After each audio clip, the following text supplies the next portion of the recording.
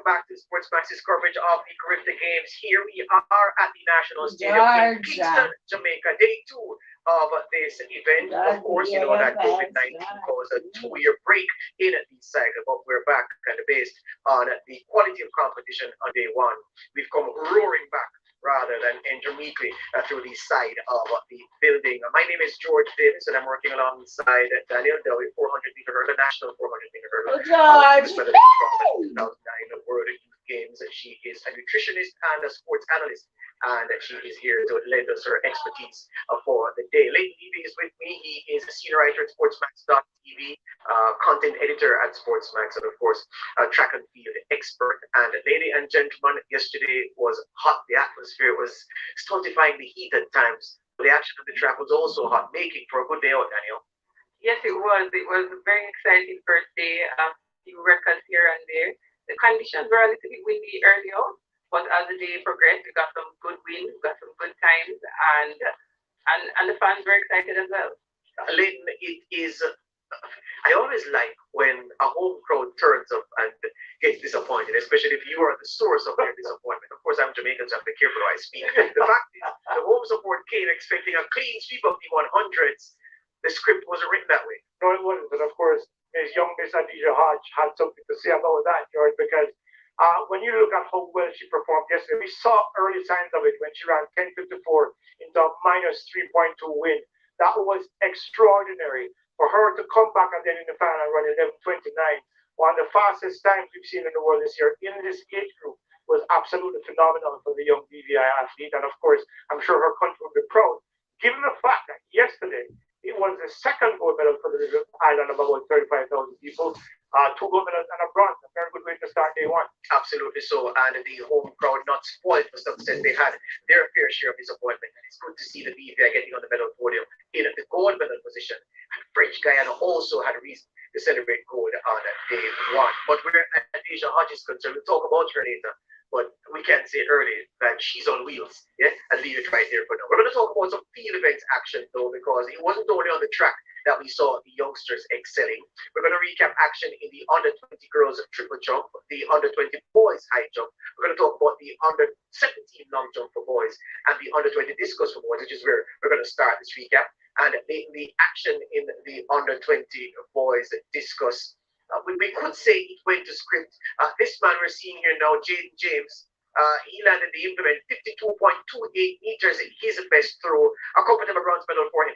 Absolutely, and of course, when you consider the competition that he was up against, you have to give him credit for bringing that kind of performance on the day, because we all know, but certainly the Jamaican audience and the Jamaican fans will know what Kobe Lawrence and Christopher Young bring to the field in terms of competition. Kobe Lawrence is one of the best young pros in the world this year, and Christopher Young, he has been establishing himself for the past couple of seasons as one of our premier throwers in Jamaica, but also one of the best throwers in the region as well.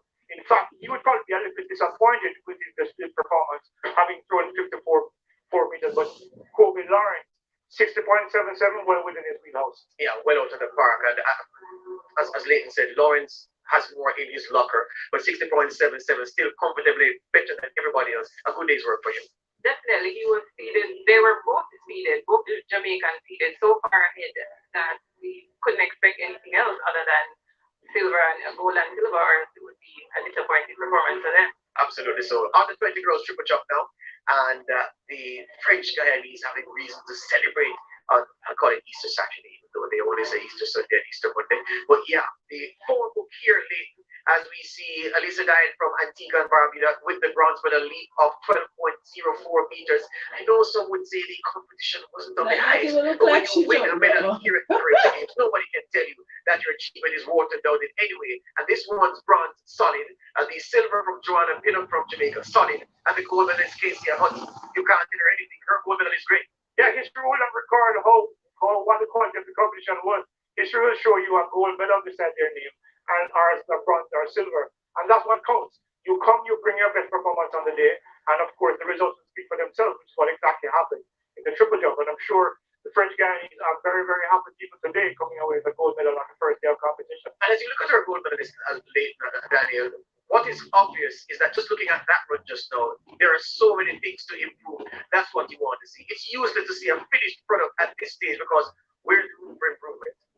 I agree, and it's not one of our long-standing strong events, so there's room for development, and they will transition into that next level when they get to college. Absolutely. So long jump under 17 boys is where we're going to call next, because we saw the competition in that event where the gold medalist in the event, the man from the Cayman Islands, Andrew Stone, a fantastic record in the Cayman Islands. When I think about the games on the long jump, I think of only one name, Green Street Thompson, Green Street Thompson, and him again. But we saw Ewan Young from Jamaica with the bronze medal jump. This is Andrew Steele from TNT Leighton with 6.61 meters. Bronze was 6.60. And then some gap between gold and the rest. Andrew Stone came at 6.76. Absolutely outstanding performance by Young's Andrew Stone there. 6.76. But it was a real battle between second and third. That 1 centimeter difference between bronze and silver. And of course, Stone obviously though was the class of the field.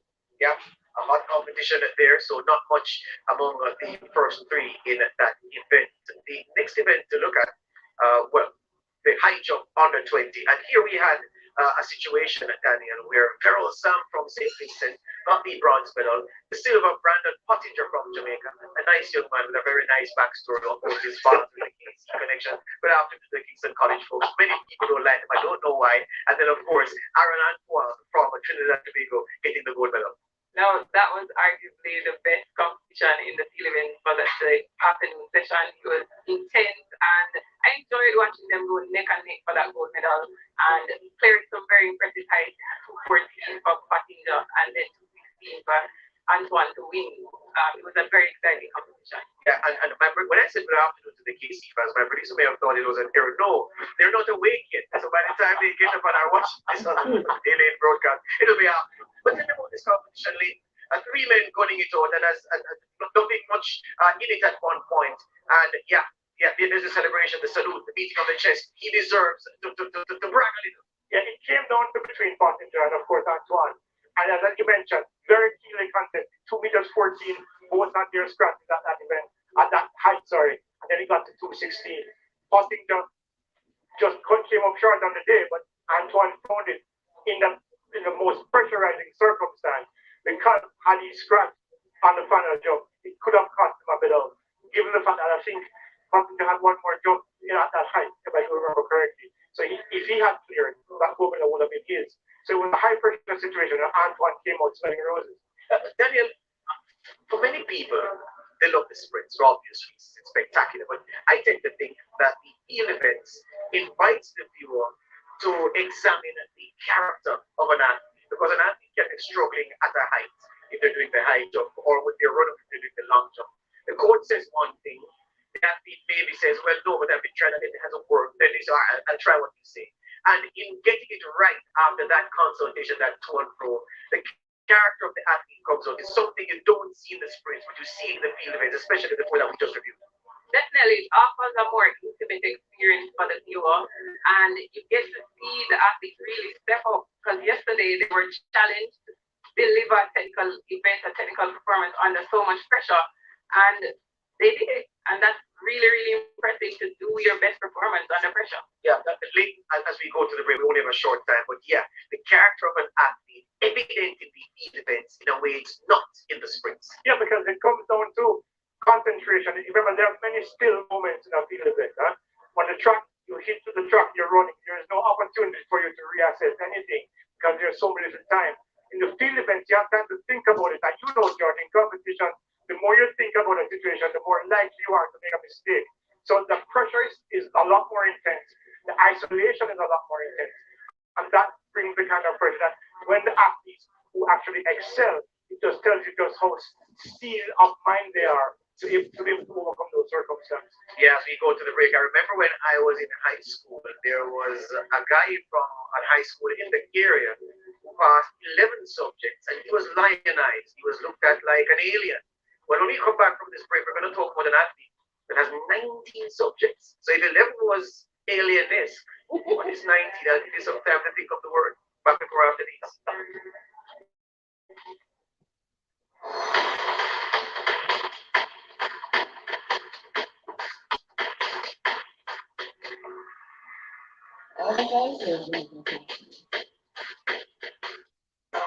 Hey, Angie. shall be just government work and taxi drivers and farmers. Pay your $1 from 18 to 36 months credit on our credit roadshow days. Just pay your $1,000 and get great value with select purchases. Also, get a chance to win discount whenever you customer who spends $6,000 over for 18 to 24 months credit. See press for details. Promotion is April 30. Conditions apply. What would I do without you? You help me carry on, you help me stay strong. Never a doubt if you get through. You lift me up again, going nowhere. Precious moments we share with you, everything's so right. It's fair, nothing else can compare to the things that you bring to life. Moments full of life.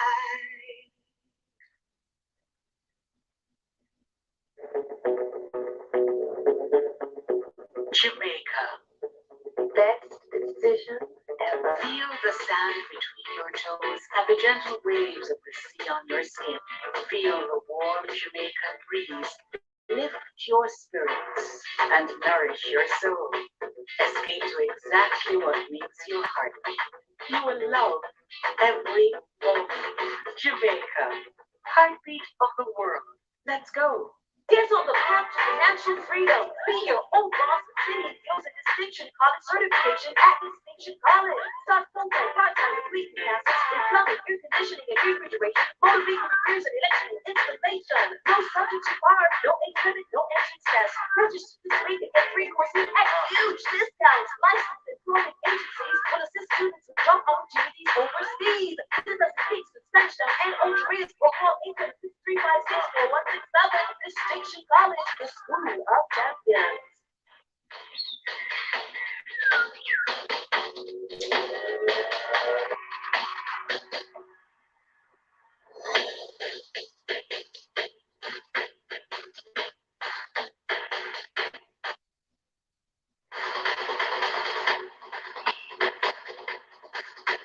Ramon Bailey, man here, arms pumping, and at the time the race ended, he was almost in a different time code, Daniel, and the performance impressive, and it could have been even more devastating because he slowed up appreciably approaching the line. Yes, he did say he was saving something special for the 800 meters. He just wanted the gold medal, and he slowed down, he's conserving, and really looking forward to chase something special in the Leighton, I'll get your comments after this feature.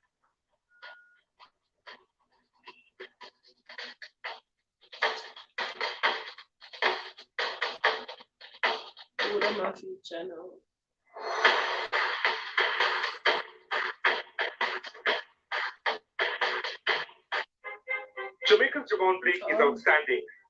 And no, we're not talking about the fact he clocked the fastest ever electronic time as a Jamaican junior over 800 meters this year, a minute 47.62 seconds. No. Something else.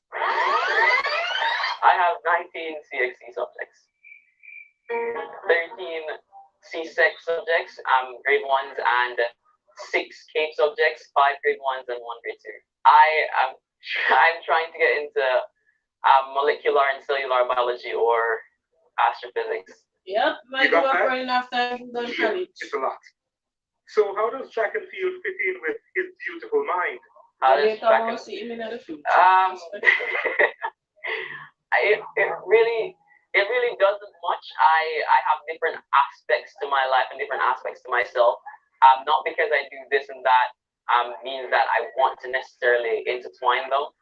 I wanted to be in biology for the longest, and I think molecular and cellular biology, especially with cancer treatment, and I thought that, you know what, this field is really great. I have a passion for it. Track was really secondary for me at the time, and I just kept both of them and tried to manage them as best as I could. So track and field must surely take up second billing, right? No, track and field is definitely not secondary. I had to learn that over the years. I really started in the 8th grade, and so I was already doing well at school, and I knew what I wanted to do in school.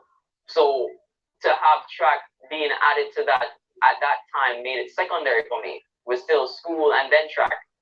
But over the years, I learned that the best way to be good at both, I have high ambitions and I like to do well in anything I do at all because I'm not going to waste time, I'm not going to waste the energy. So I learned to treat both of them equally, and that is how I'm doing so well and made up my mind for everything I do.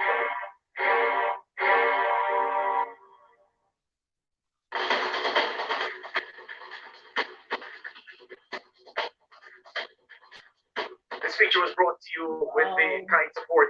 Well, the fact of the matter is that the feature talks about an exceptional young man.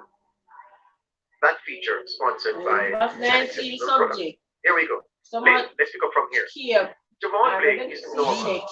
Nothing about his academic performances, not normal, and his track performances match his overall profile. Is the sky even the limit for him? Boy, George, watching it, it reminded me of a friend of mine called Dr. John Jones, who an excellent student. Yes, excellent student. At character in 1979, he won the 100, the 200, the long jump, and the triple jump. And of course, now he's a dentist. That's the kind of brilliance that this young man exudes. It's very refreshing to see because we live in a world where many people believe that you can only be good at one or the other. And there have been so many examples of why that is not true. And we're seeing another example of it here today. And I was, very impressed with the young man indeed. He's just exceptional. Yeah, Daniel, exceptional talent, humility there, and it seems as if he can be anything he wants to be and be very, very good at whichever thing he picks. Definitely from you hear astrophysics, physics, and molecular cellular biology, you know which direction this young man is headed in. And I might just add the personality as well, a very pleasant and inviting, kind person. Just the overall package for him. And at the high end, just extremely talented and impressive. There was an ad years ago, Nathan, when it was a name who was recruiting people. There was an ad that ran on cable TV that said characters wanted. And we go back to the issue of character again that we spoke of before the break. And this man has the talent, he has the book learning, but he also has character. Character, George, and a significantly high level of maturity. Because that character, I think, comes from an understanding of what your goals are, exactly how you want to proceed to achieve those goals. We don't often get to see that in teenagers because when you're a teenager, everybody knows you're kind of still searching for what your purpose is in life. This man clearly has an early understanding of what his goals are and how he plans to achieve them. So that character comes from that understanding, and I think it's manifesting itself in such a very beautiful way on the track and in the classroom. And Daniel, when it is that, you know how it is with teenagers, we were all there, not so long ago, some of us. Yeah, what is true is that teens always say, well, I can't train and do schoolwork because it's too much. I can't be studying for 7 subjects while also trying to sprint the 100 meters. You can always hold him up at the example and say, well, this man is 19 subjects deep, excelling at 1500 and 800. If he can do all of that, you can do what you have to do. Definitely, 19 subjects, absolutely crazy. It's not uncommon for athletes to get their 6 to 8 1s, but 19 regular academic only students don't even do that. So that's absolutely crazy. Still hard to fathom that. Yeah. And I want to say thanks to his facilitators and enablers, his parents and his support group, and of course those at his school who've helped him to get to this stage. And really, really pleased we are to be able to tell you this kind of story at these Caribbean Games. The break when we come back, we'll tell you about the headline events that you would want to look out for in the morning session.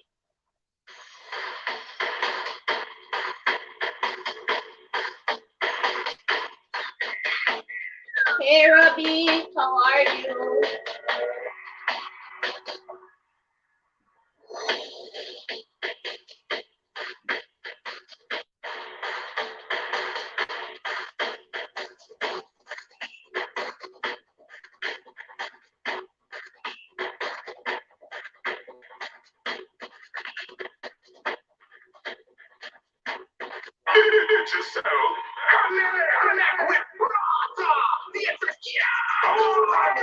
Enjoy all your favorite apps and more on Jamaica's fastest network. Activate the Prime Browser Bundle for as low as $175 or in the My Digital app. Connect! Alright, connect with Rock. Digital driver, the ready to ride the bike and it's entry. Watching right, watching entry. Quality bike, unique and trendy. It's unlucky dollar up, then plenty. Ready to ride and swap AKD bike. With your jacket and bobs, AKD bike. The only helmet, the safety and swagger. Buy them a quote, buy them a lucky dollar. The smooth and messenger or sporty. Be a nothing, don't ride out to your shorty. Be a installments, monthly or weekend. One free service, 1 year warranty. Ready to ride and swap AKD bikes. Lucky dollar and quote, AKD bikes.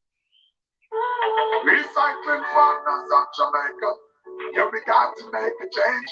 And we have to be no can't wait for later. We put plastic in its place. And we all can agree that we'll be safer. That means that the gullies and that the chains. Recycling partners of Jamaica. We put plastic in its place. Yeah, the place up again.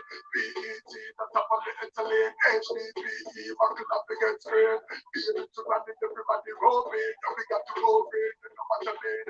This time, when the bed, if we drop it in, true, chow, it till you flick, that's another thing. And we don't want the garbage in this game. No, we got to lift up them on the same. So listen up, Jamaica. I'm saying it's time to make a change. Recycling partners of Jamaica.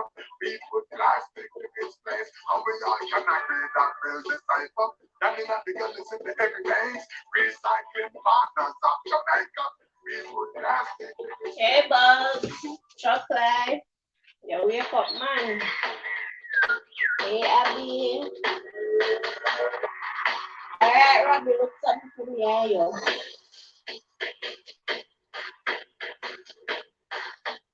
Back with us, it's the 49th Ripta Games coming to you from the National Stadium in Kingston, Jamaica. And we had a great competition on day one, believe me, great in every sense of the word. And we're set to have another great day this second day. Daniel, quickly, what event or events are you looking forward to most in this morning session?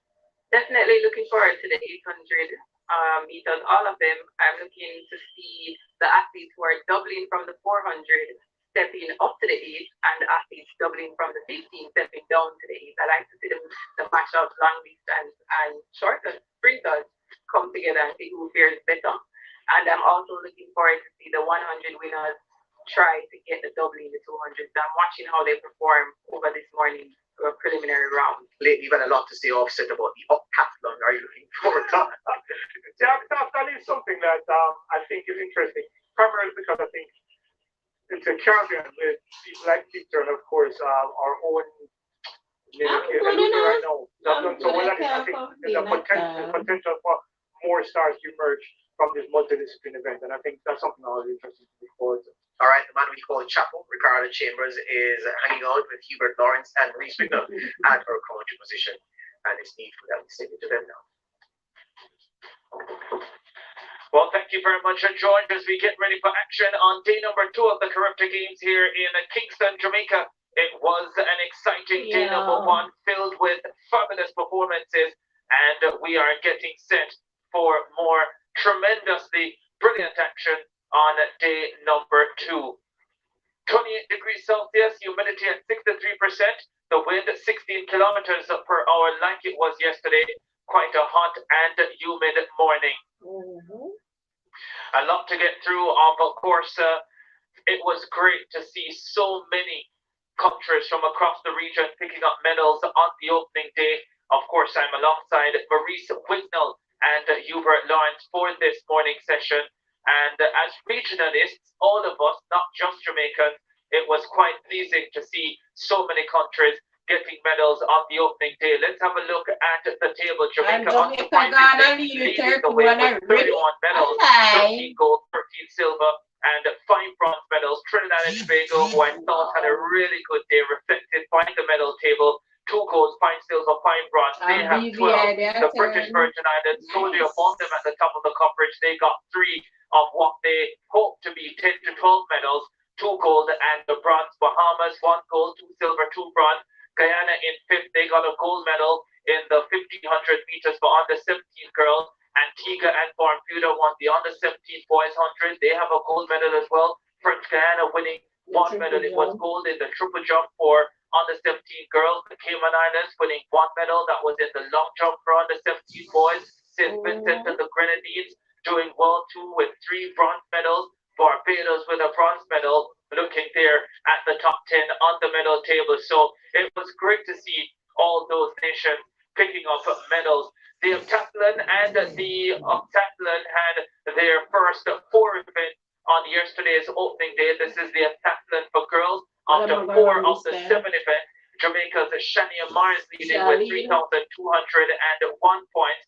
The Trennies, Gianna Paul in second, 2,792.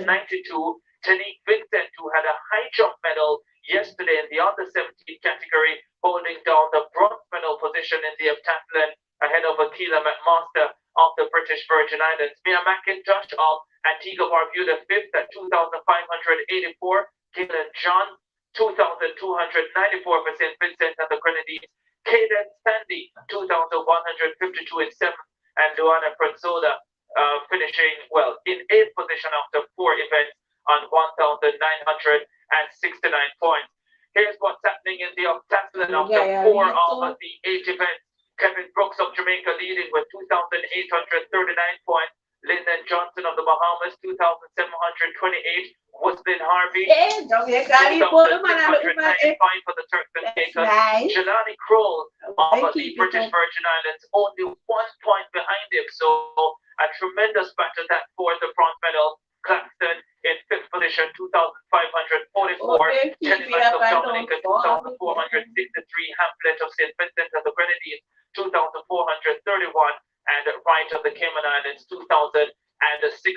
So those are the standings after 4 of the 8 events in the octathlon for boys. Of course, still to come in the octathlon for boys, the 110-meter hurdles, which will start the day, the high jump, javelin throw, and the 1,500 meters. So we're getting ready for the first of 2 heats coming up in the 110-meter hurdles. Here is the lineup for that first heat. Michael Claxton, the British Virgin Islands in 3, Hamlet of St. Vincent and the Grenadines in 4, Johnson of the Bahamas in 5, and Telemann of Dominica goes in lane 6. So Johnson of Bahamas, the best placed athlete overall, he's in 3rd position, 2,728 points, and he goes in lane 5 looking for a big run here. Perfect time to have Maurice Wignall, Commonwealth Games champion in 2006, a world indoor bronze medalist as well, and 4th at the Olympic Games in Athens 2004. Thank you, Ricardo. Good morning, everyone. We're just here, enjoying all the competition. It's been very exciting so far. So let's get ready for this first of day 2. 110 hurdles, octathlon boys, first race of day number 2 of the Caribbean Games. Off they go. Good start for Claxton of the British Virgin Islands. Johnson of the Bahamas into his running now. Very fast Johnson, not the cleanest hurdling technique, but it takes him away from the rest of the field, and he sprints off the final barrier just outside 15 seconds, 15.27 the flash time. And the wind pretty still in the morning here in Kingston, but a good start for the man in 3rd position, coming through at 15.27. Jamaica better get 30 seconds than that. 15.72 this season. That reduction on his season's best and personal best, a huge haul of points to advance him. The battle for 2nd and 3rd, very close between 3 athletes, and Johnson in the blue, hurdling efficiently. Maurice comes through to win it at 15.27, big PR. I think what we need to let the visitors or person viewers understand that when you're doing 8 events, you're not going to be perfect at everyone. So you're going to see a hurdler that is a little bit scrappy, but he's running for points. That's the most important thing right now, and that's what he just did. 15.27, Claxton of the British Virgin Islands, 16.34, Hamlet of St. Vincent and the Grenadines, 17.90, and Telemann of Dominica, 18.51 seconds. So our first race out of the way, and A solid performance from Lyndon Johnson of the Bahamas, who started the day in the bronze medal position. There's the youngster who starts in the gold medal position, the Jamaican Kevin Brooks. Was second at the Jamaican High School Championships in the decathlon, Kevin Brooks. I remind our viewers that the winner of that decathlon at the Jamaican High School Championships was a St. Lucian, Kalen Vitalis, who has decided not to contest the octathlon here, but instead go in the individual 110 hurdles.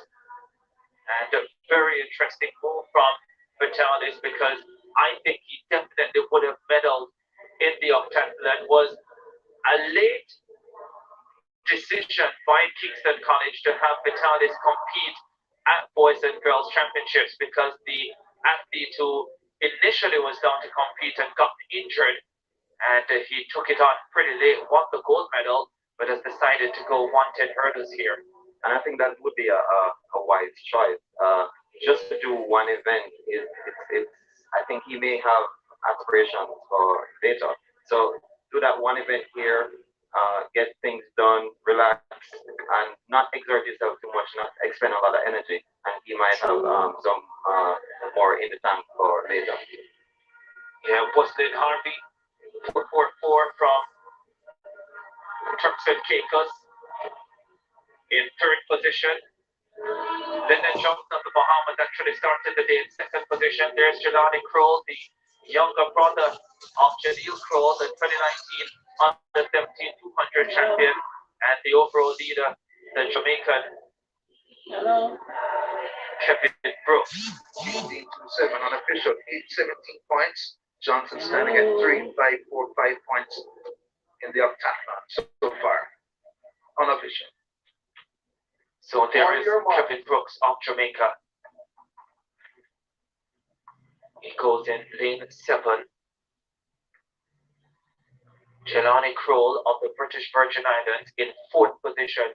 He's only 1 point behind Muslin Harvey of the Turks and Caicos Islands. He beats him here and he moves ahead of him. Stand up. And they're asking the athletes to stand, testing the equipment once more before the start of this one.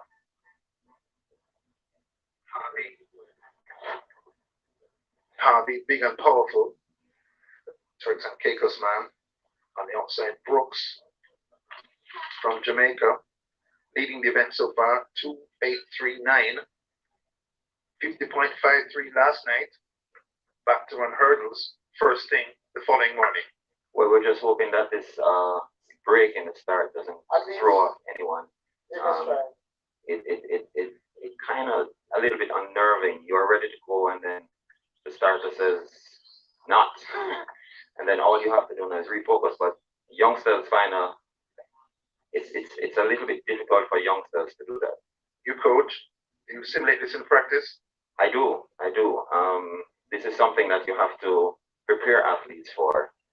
You hold them in the blocks, you tell them to stand up, you try to simulate any experience you could imagine that they would face, just to make sure that if they get out there and they're facing that, they reflect on practice and all the things that they did to try and keep their cool. Because at the end of the day, when you have talent, it's the person that keeps their head that most likely is victorious. True. Athletes ready for the second heat in the 110-meter hurdles for octathlon boys.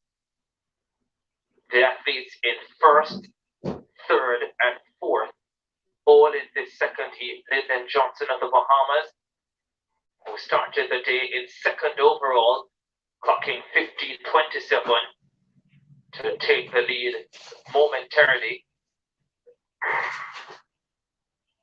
As Hubert calculated, moving up to 3,545 points. On your marks.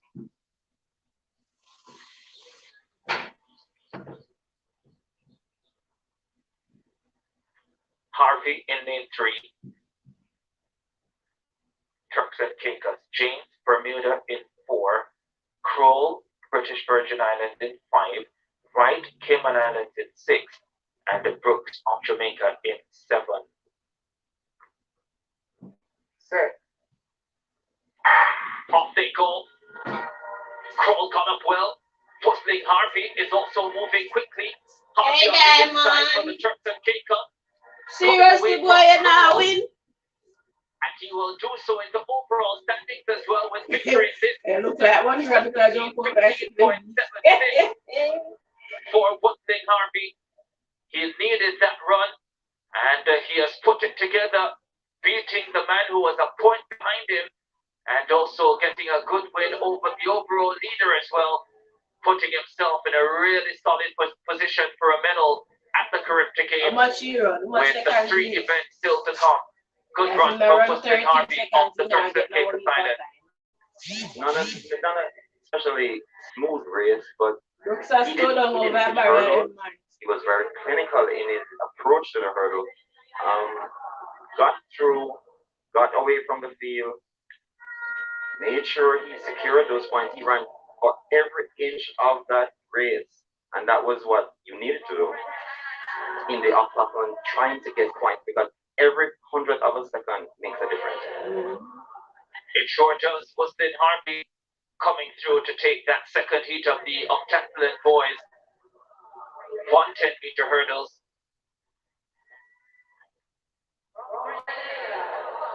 Unofficial 15.9 on my clock for Harvey. That means he scored fewer points than Lyndon Johnson in the first section. And my guess that Johnson is now moving up in the standing from second, where let's see. Kevin Brooks, the overall leader, probably close to a second as we await the official results behind what Johnson would have produced. So let's see how it goes. At 15, 9, 16, 6, 17, 5, to give you a rough order of merit for Hey, Marlon. So Brooks in the lead as we awoke this morning, closer to the field, maybe in danger of losing his leader position. 3 events to come in the octathlon. For boys, the high jump, the javelin throw, and they close with the 1500 meters. Lots of field events action this morning, including the Octathlon girls. Mia Mcintosh of Antigua and Barbuda on the runway. In 5th position overall in the Octathlon, 2,584 points. Okay, that's good. And she's getting ready. 3 attempts for each athlete. 8 of them in the field. The Octathlon being led by Shania Myers of Jamaica with 3,201 points. Mia Mcintosh getting ready for her first attempt. In recent years, on the men's side, Jamaica has produced a number of 8-meter long jumpers. When Maurice Wignall did it, he was one of very few. Was I really? I know, Ricardo, you have all of that. Tell me, Ricardo. You just want to be flattered. I'm not in the mood this morning. But today might be that day. Mia Mcintosh in the heptathlon girls long jump for her first attempt in the opening round of this competition. And once again, in the multi-events, the athletes always competing against their personal best. It's not necessarily about the positioning of where you finish in a particular event, but it's about the quality of the performance. And we must mention that in the long jump, if you're doing it as an individual event, you get a chance after the first 3 rounds to get a top 8 to get 3 more attempts. In a multi-event, you don't get those 3 extra. It's just 3, and that's it. So you have to make whatever improvement. You have to make your best mark within those 3 attempts.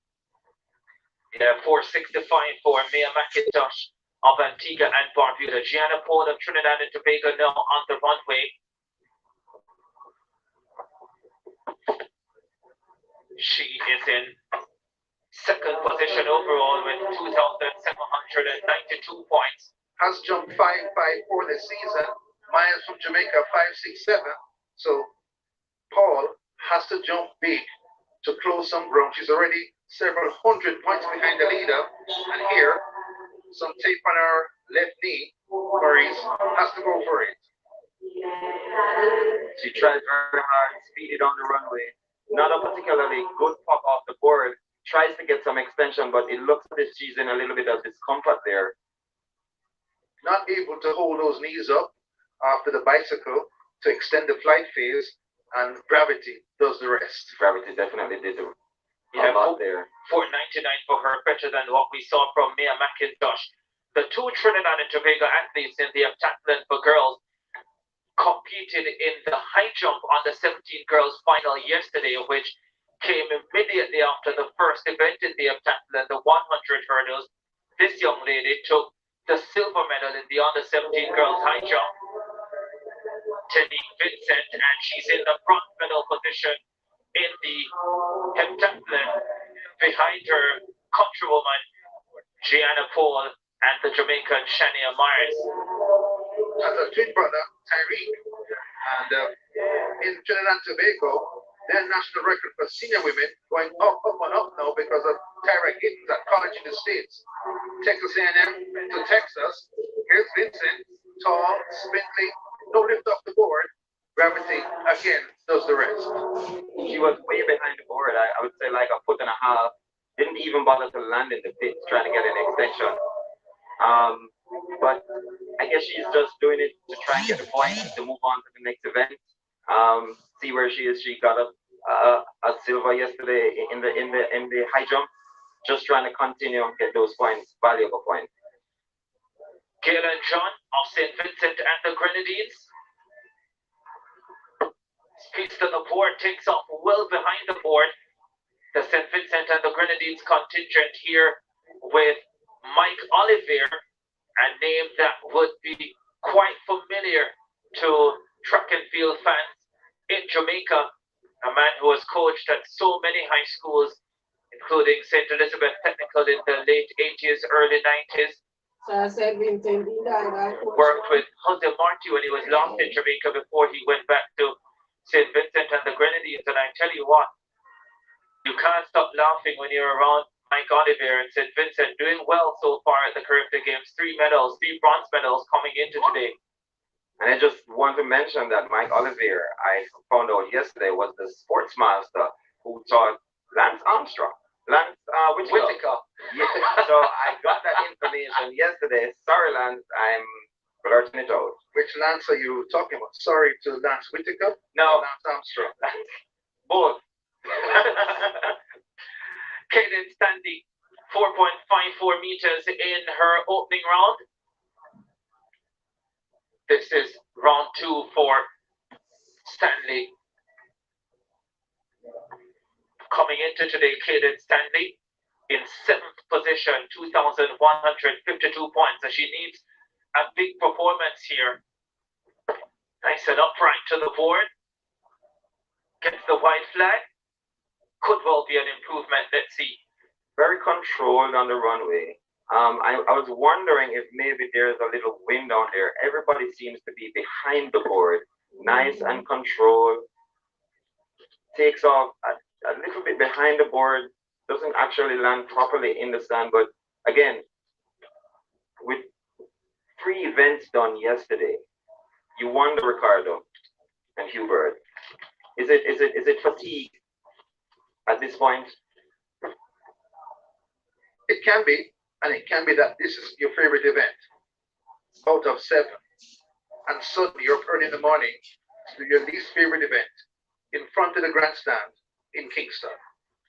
Don't want to touch the sand, so you land feet first without extending, and that causes you to lose points. Consola coming up in 8th position overall. The athlete from Martinique In almost all of these events, she's been behind the 8 ball, but she stayed in the competition. 4 events yesterday, and this event number 5 of 7, and a tremendous experience this for the athlete from Martinique. Again, behind the board, a little bit behind the board, maybe 2 or 3 centimeters. Collapses into the stand. Seems to be in a little bit of discomfort from that right shin. Very heavily taped. 4:15 is her effort. Next in the order, Aquila, master of the British Virgin Islands, comes into today in 4th position, had a foul in her first round effort. Just what she didn't need, just outside the medals. And she's trailing Trinidad and Tobago's Jenny Vincent by just under 100 points. Needs a big effort, takes off way behind the board, but she gets a legal mark, leaves her hand behind her as well. She would want to be careful of that, but at least she has a legal mark. All the athletes seem to be struggling on the runway right now. Extended her stride, really stretched to get that where she was feeling for it. Not particularly well, and then just gave it in the stand. A little lean down with her head, as if she couldn't find the instinct to look for the board, 1 foot behind it. But the best speed of the jumpers we've seen so far, and a legal jump, so she has points on the board in the long jump.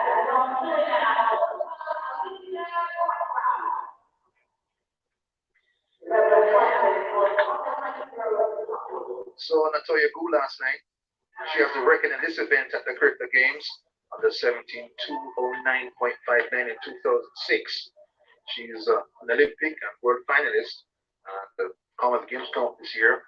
Bronze in 2018 on the Gold Coast. Saw her making her round, meeting and greeting fans wherever she was, everyone, because she's here to watch and I guess support Jamaica and just look who is the next rising star. The semi-final round of the 800 meters for under 17 girls coming up.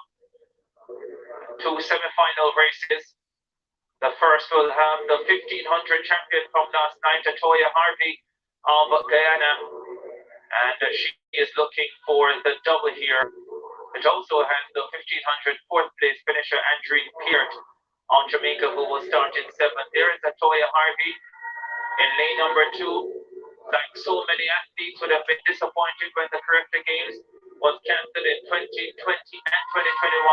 So from lane 8, Michelle Smith of the US Virgin Islands in 8, Andreen Peart of Jamaica in 6, Salty of Martinique in 6, Bailey and Nika Bailey of Trinidad and Tobago in 5, Vera Elise Bachner of Aruba in 4, Jada Grant of Bermuda in 3, and Atoya Harvey, the 1500 champion, in lane number 2. And I was making the point that, like so many athletes across the region, she was extremely disappointed not to be able to attend the Caribbean Game in 2020 and in 2021.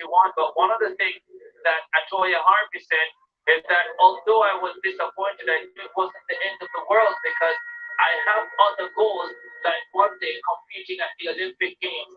And it wasn't the Olympic Games, but she had a fabulous start when she got her chance last night, and she won the 1500 meters gold medal, beating more fastest rivals and running a personal best as well in getting to that gold medal. She takes the early lead in the under 17 girls 800 meters semi-final 4:45 last night through tactical running. As one of those she competed last night, Jamaica in this field. She began to ascendancy over Jamaica. Michelle Smith of the US Virgin Islands in 2nd position as they go through the first 400 meters. 6.5 with birdie pace for this age group. Top 3 sure to advance to the final, plus the next 2 fastest on time. And it is the 1500 champion Harvey who is controlling the pace. The Jamaican Andreen Peart steps forward at 2:12.97 800 runner Peart. She is the fastest in this field. Looks like Bailey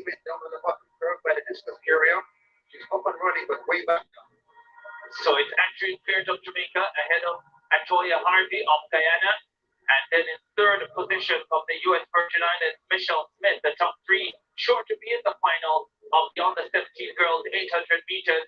And these three have broken away from the rest with the 1500 champion looking comfortably in second position.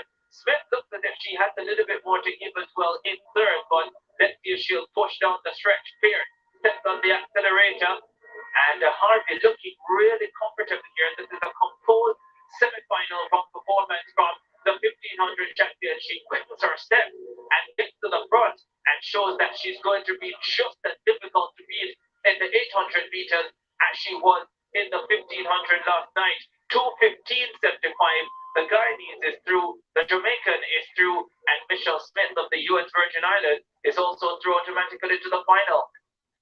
Turned into a race down the stretch. It's qualifying, but nobody wanted to do it. That's Pierre going off the screen. Here's the 1500 meter jump from Guyana. Thought about easing down, but she didn't want to lose either. Ran across the line together at 2:15.75. Yeah, she's going to continue to run personal best almost every time she touches the track. She is in the best form of her life. She's getting the best competition she has ever gotten in her life. Competes for the Running Braves Athletic Club in Guyana, and she has shown a lot of bravery in producing what she has so far. Let's have a look. Yeah, there is the fall, and Atoya Harvey coming home to take the semi-final. Very unfortunate, very unfortunate. Athletes trained so long for this. There you have it, 2:15.76 for Harvey of Guyana, 2:15.79 for Pierre of Jamaica, 2:18.47 for Michelle Smith of the U.S. Virgin Islands, Jada Grant of Bermuda, 2:21.60, and Peltier of Martinique, 2:27.69. We'll have to wait and see if their times are good enough to make progress to the final. Maurice, you coach, you've run.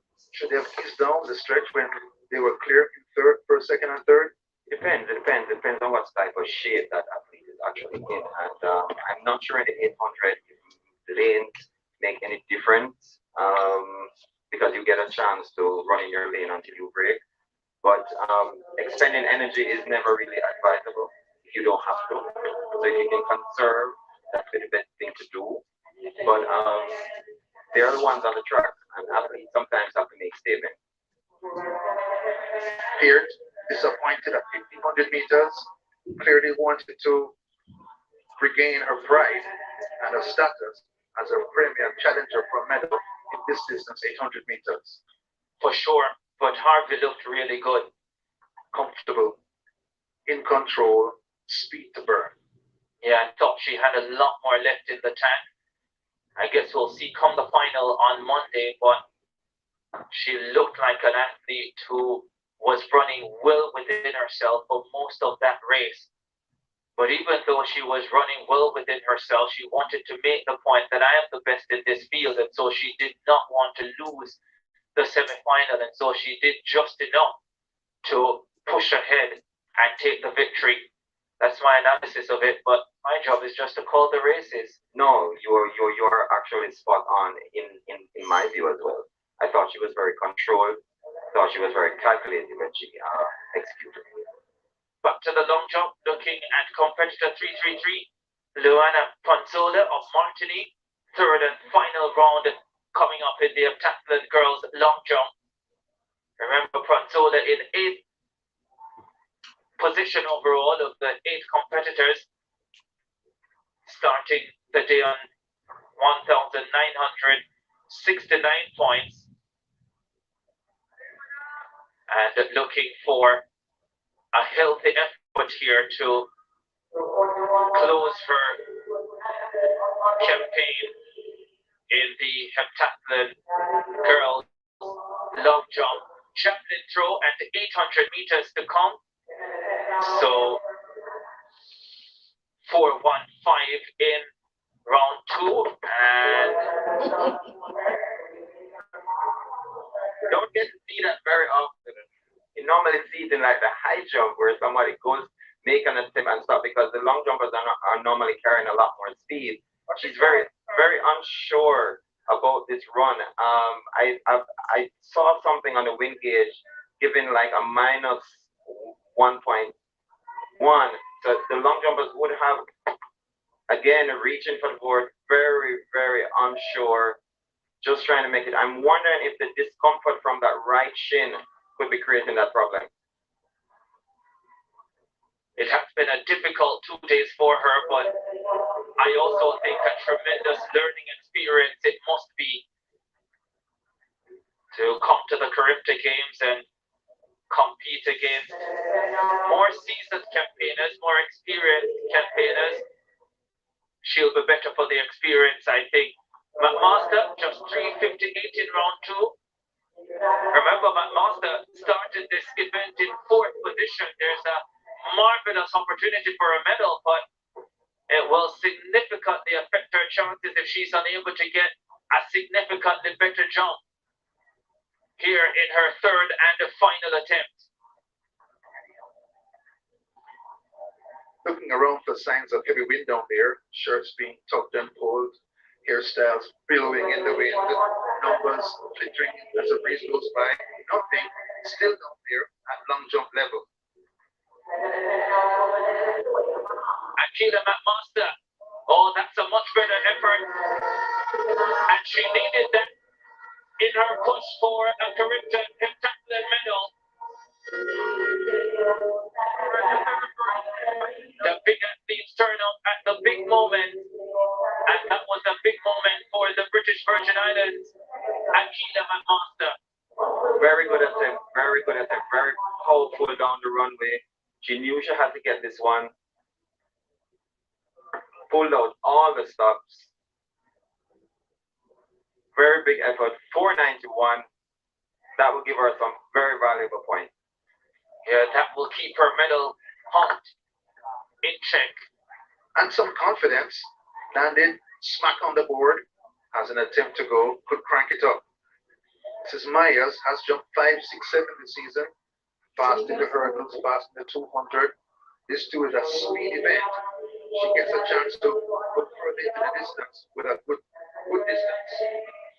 5:41, her best coming in the 2nd round, Shania Myers. The overall leader with 3,201 points. It is a healthy lead that she has coming into this event, and she is likely to extend it. The Jamaican tremendous speed down the runway, hits the board brilliantly, and she is threatening her best of 5:41 with that 3rd round effort. The Jamaican will be very pleased, I think, with her morning's work. I was there when Dan Guthrie did 6,527 points in Knoxville, Tennessee in 1995. So was Mr. Smooth, and she was churning up the Big Max event by event. Came on the 2nd day and put a big jump up, long jump to ice the gold medal, and just kept on going. It looks like Myers has come out 5 meters and 30 to put the seal on this title in the long jump. Another look at Mia Mcintosh of Antigua and Barbuda in 5th position coming into the long jump for the heptathlon girls. If she is to improve her overall ranking, she needs a massive effort here. Can she produce it?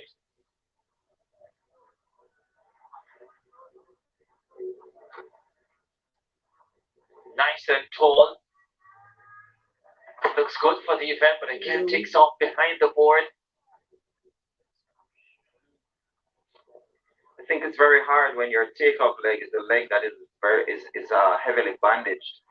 She would have to be putting a lot of pressure on that leg. May have hindered her somewhat down the runway and then on the takeoff. These athletes are going through a lot in these 7 events. I like her run though, 4.55. Built up as she went, and by the time she got to this point in the runway, going quite fast. The takeoff is 6, 7 inches behind the board, and therefore compromises the distance. The athletes getting ready for the 2nd semi-final in the under 17 girls 800 meters. Took her a while. As you looked at Mia Mcintosh in the heptathlon long jump, surprise gold medal for Antigua and Barbuda last night. Dwayne Fleming winning the under 17 100 meters. Saw something quite impressive. Hubert and Maurice, because he eased up in his semi-final, almost lost the shot at the final, and then turned up and just blew the field away at the start. That took him off the HL medal radar. Comes into the final, great start, great drive, great top speed maintenance phase, and good form to the end to edge home for the gold medal for his country, and said he wants to win the 200 as well. Bro,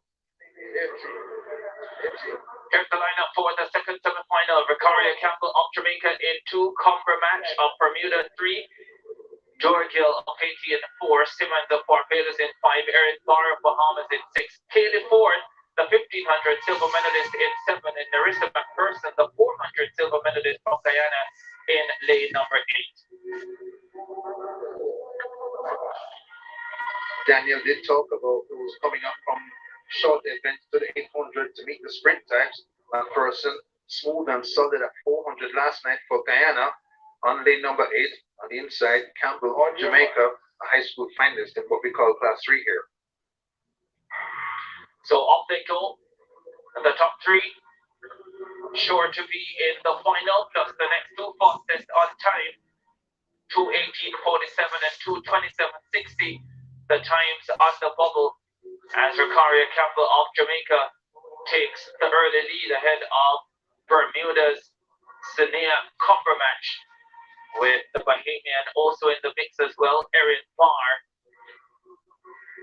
Kaylee Ford of Trinidad and Tobago. Ricardo, they've slowed it right down. To get those low qualifying times on the bubble, they've got to get their skates on. For sure. What a performance it was last night. Hubert and Maurice from Kaylee Ford of Trinidad and Tobago. For so much of that race, she was well back in the pack. And then in the last 300 meters, a mad rush, snatching the silver medal on the line. An athlete who was involved in some amount of controversy at the Trinidad trials in 2020. She was tripped, fell, hurt her ankle. There were those that thought she should have made the team, as she's involved in a little bumping there, doesn't want to trip and fall again. And she wasn't selected for the Trinidad team. As it turned out, there was no Corrector Games that year, but having gotten her opportunity this time around last night, she took silver in the 1500 and wants to be in the 800 final here as well. Ashlyn Simmons of Barbados has the lead though, ahead of the Jamaican Vicaria Campbell. The Bahamian is in 3rd, Erin Barr. Ford is in 4th position. The top 3 starting to break away. I expect Ford to finish quickly again. Let's see if she can find it like she did last night in the 1500 final. Ashlyn Simmons of Barbados lead. Semi-final 2 of the 800 meters for under 17 girls. Campbell of Jamaica is in 2nd. Barr of the Bahamas is in 3rd position. McPherson of Guyana, the tall one. Oh, she eases by the field. The Jamaican Campbell is in 2nd position. And Simmons finishes in 3rd. And Kaylee Ford is definitely going to be out, but Narissa McPherson looked good at 400 meters and maybe looked even better here in 800 qualifying. She wins semi-final 2 and secures her spot comfortably into the final. That was a very calculated race by her. She didn't try to go with the first group. The first group went out and just settled there. She just timed her race perfectly. At some point, maybe halfway through the race, they stepped it up a little bit.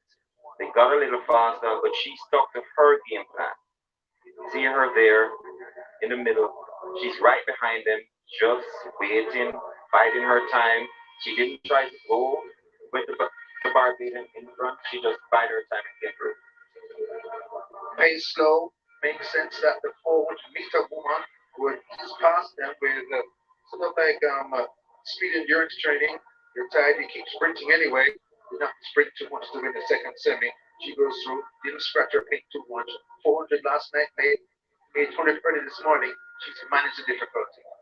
She certainly has, and would love to deliver another medal for Guyana, having won 400 silver last night. Narissa McPherson. Guyana will have two quality competitors in this 800 final. I make Atoya Harvey the favorite, the 1500 champion, looking for the double. But definitely a medal there for the taking for Narissa McPherson as well. All adds up, doesn't it? Champion last night, fastest qualified today, and she qualified very comfortably, calculating, measuring her effort out at 2:15. For sure. But you said it earlier, Colin. She wanted to. She had aspirations of bigger things. She wanted to come out here and make a statement, and I think that's what she's trying to do. For sure.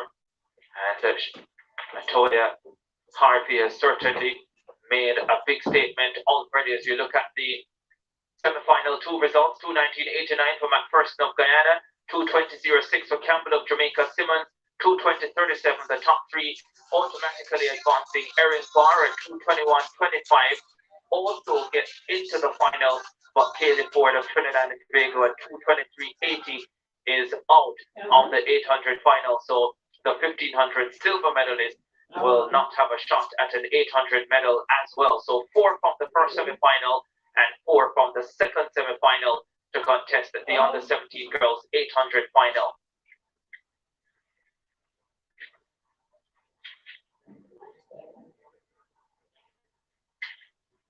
Field event finals, including the shot put final for under 20 girls in progress. And we're going to head across to get the latest on what is happening there. That competitor 382, Alicia Grootfarm of Suriname.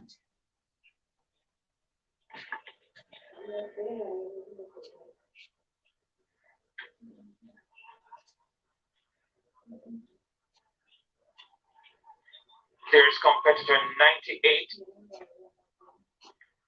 Casey Bell of Bermuda.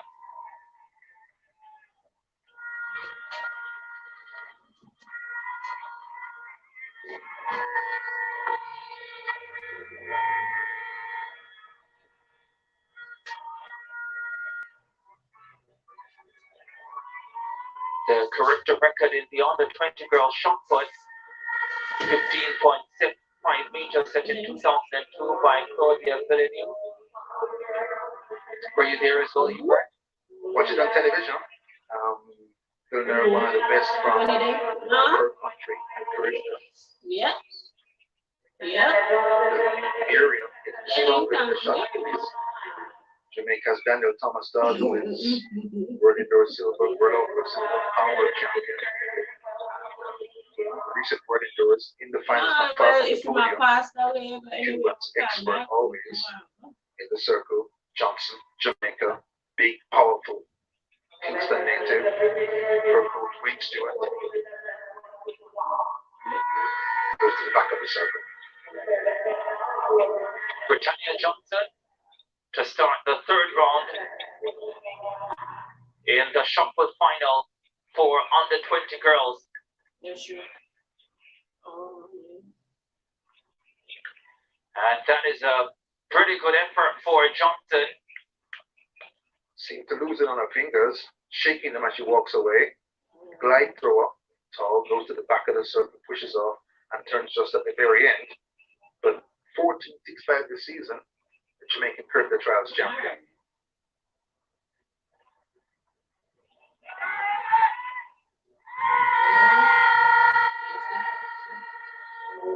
Here is Kennedy Dawkins in 9th position. Only the top 8 will get further effort, so she needs to improve here if she is to get into the top 8. The Cayman Island athlete.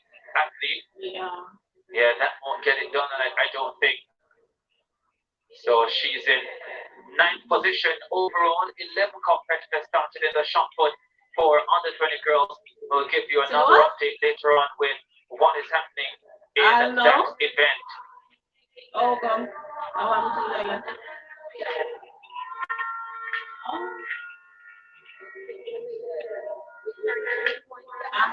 So the 800 meters coming up now, qualifying for the under 20 boys.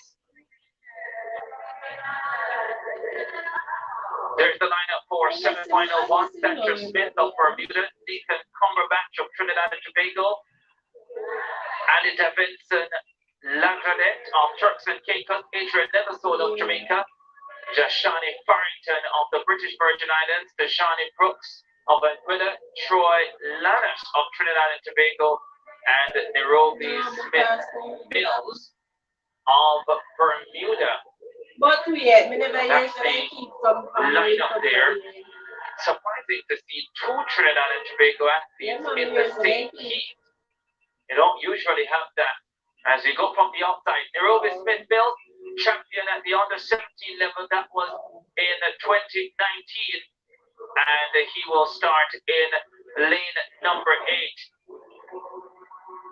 And competitor 116 super, great times in 2019, but hasn't really produced anything special since. The track affected by the COVID-19 pandemic shut down lots of stuff here in Jamaica and across the Caribbean. He's using correct, I imagine, to get back into fast shape.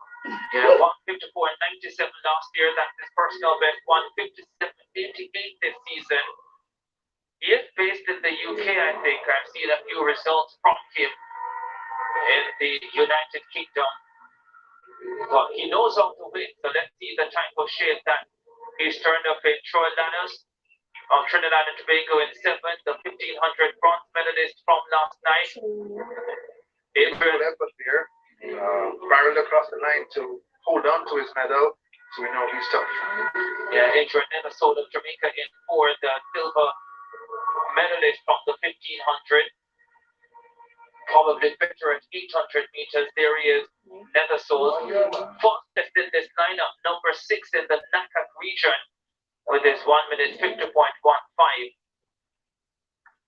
So he will start here as favorite, but we're also very interested to see what Nairobi Smith Mills of Bermuda, the 19-year-old, has in store. One day the group can come back together. One thing we've seen from the rest of the Caribbean, Hubert and Maurice,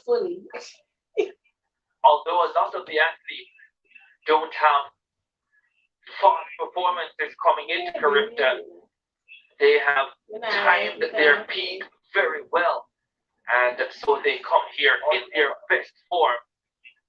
That's true. Up they go.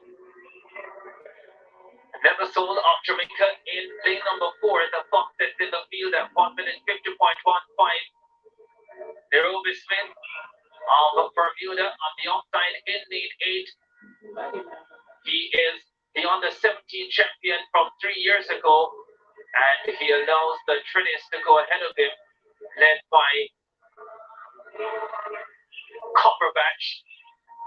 And Lannis, the 1500 bronze medalist, in 2nd. Nairobi Smith Mills in 3rd position. Also coming through from the Turks and Caicos Island, Lagradette. On the outside with Neversole, fastest in the field. And the yellow vest of Jamaica, 313. Now surging to the front with Smith Mills running smartly and taking up his position in 2nd position. Comfortable at 58.4. Neversole dilly-dally through traffic to get the lead, and it's clear out to the front by a stride. 2 semi-finals in the under 20 boys 800 meters, so the top 3 sure to be in the final. The corrector record 148.95 set in 1987 by Kengo Levy of Jamaica. And the Jamaican has the lead, challenged by the Trinidadian Cumberbatch. And Cumberbatch down to the front. Smith Mills also putting in a sprint. There's Center Smith of Bermuda as well, trying to join the party with the Jamaican Nether Soul, knowing that the top three will advance, but Smith Mills is racing, probably using this one to get in shape, and he comes through round about his lifetime with 155.11 on the top downstairs. That will be a season's bet, and once again you see another athlete coming into the Caribbean Games and showing their best form this season, and Nairobi Smith Mills, one of those coming through to take the first semi-final at 155.11. I think he will be pleased with that semi-final from their track.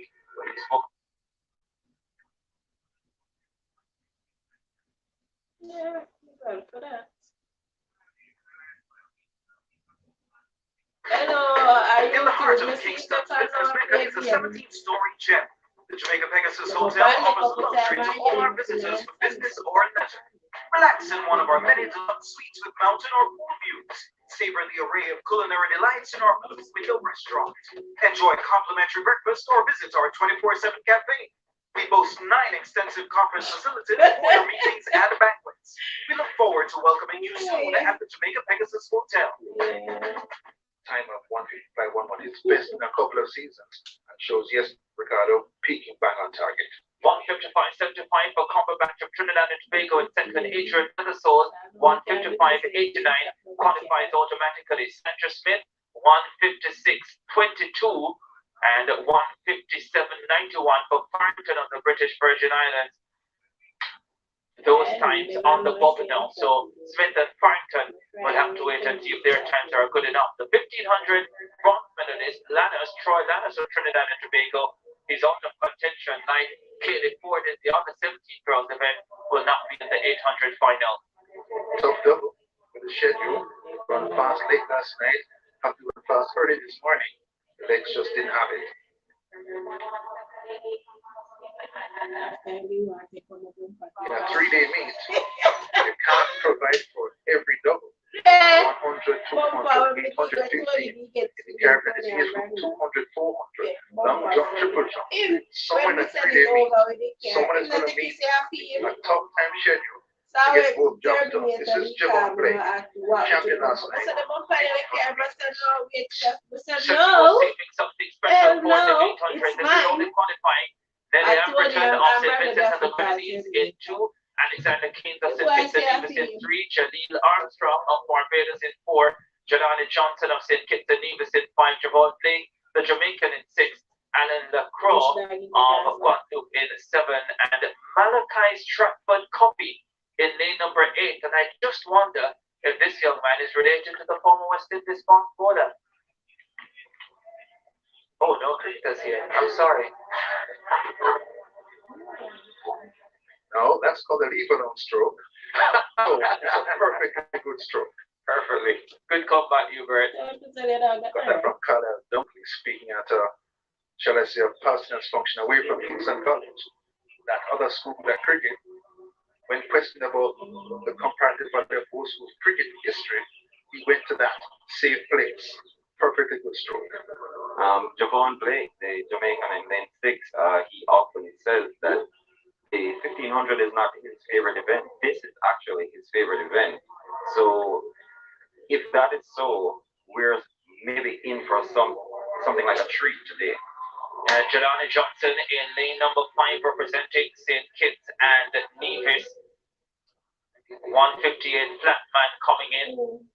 But the favorite for sure will be this young man, the Jamaican, second fastest Jamaican junior of all time.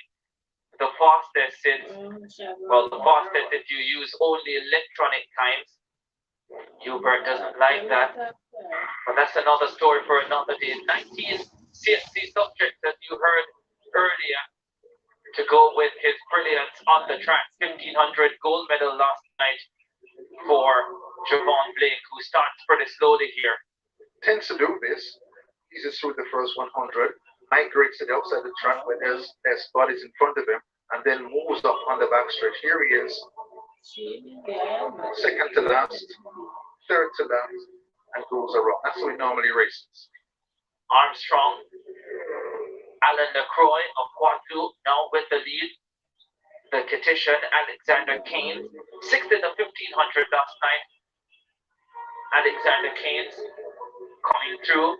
Very strange that we've had two semi-final races where you have two athletes from one country. Very, very strange to see that in the opening round of a championship as they go through the bell, just around 58 seconds, and the favorite takes the lead.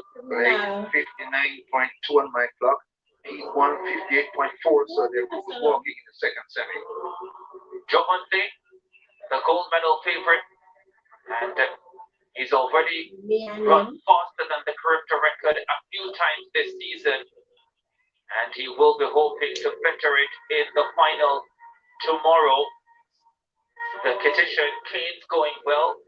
Abberton of St. Vincent and the Grenadines also in the mix. A number of the Vincentian athletes train in Jamaica. Abberton is one of them. And rushing forward, the Croy of Guadeloupe as well. The outside is the red vest. And he slips into second position with Blake having a look at the big screen to see where he's positioned. He just wants to be in the top three, but he'll need to be careful here. Javon Blake, he'll need to be very careful. He holds on for third position, 157.85. And if he's out of the top three there, he's out of the final. So that was very close. The Croy of Guadeloupe wins the semi-final. And I think Blake just managed to get in. 157.92 is his winning time. And I can tell you already that fourth place will not be in the final.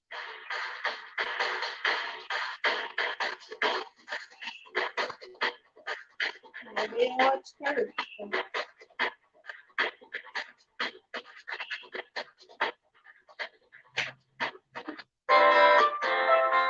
starts with the aroma of grandma's cake recipe, baked to perfection. The spice of ginger blended with pineapple, the splash of sauce, finishing off your jerk chicken. Rich browning makes the oxtail just right. Fiber of vanilla, amazing almonds, resplendent rose water. Oh, embrace the sweet, savory, and spice of Benjamin. Full of flavor. Finds would have come from the first semi-final. Sandra Smith of Bermuda and Jashani Farrington of the British Virgin Islands at 156.22 and 157.91. So Javon Blake will be in the final of the under 20 boys 800 meters. And that's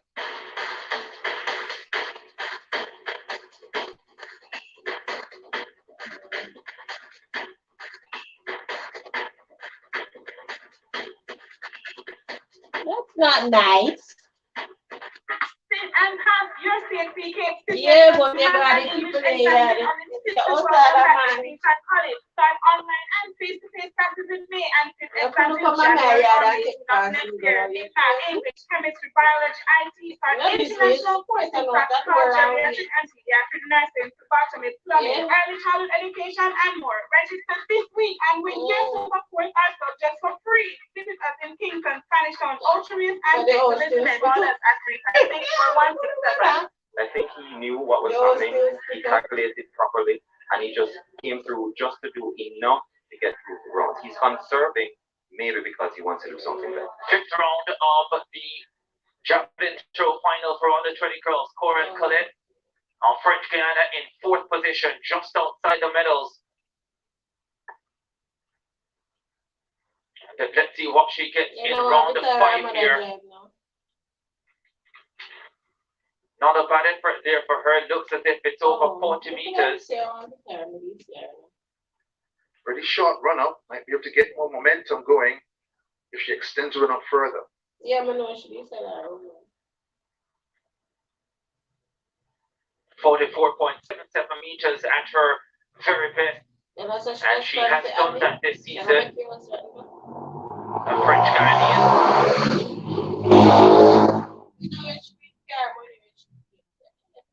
This is competitor 80, Vanessa Greaves of Barbados.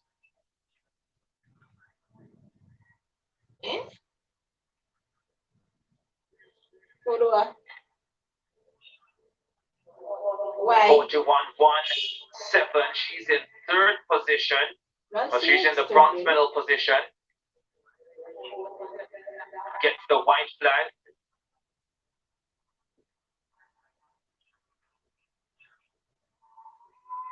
So should I show you Barbados is very strong in this event. This is their number 2, Greaves. Compact girl, but nice technique. Stamps down the left foot and sends the right side flying, then whips the arm and the javelin flies out down the sector. In bronze position, her number 1 teammate, Addison, coming up soon. Well, There if she you is, say number that- 77, Jamaica Addison. You wonder with all that shoulder strapping, is this some part of the uniform? 41.92 in round 2. Her best effort to put her in 2nd position. Jamaica Addison. 43.95 at her best.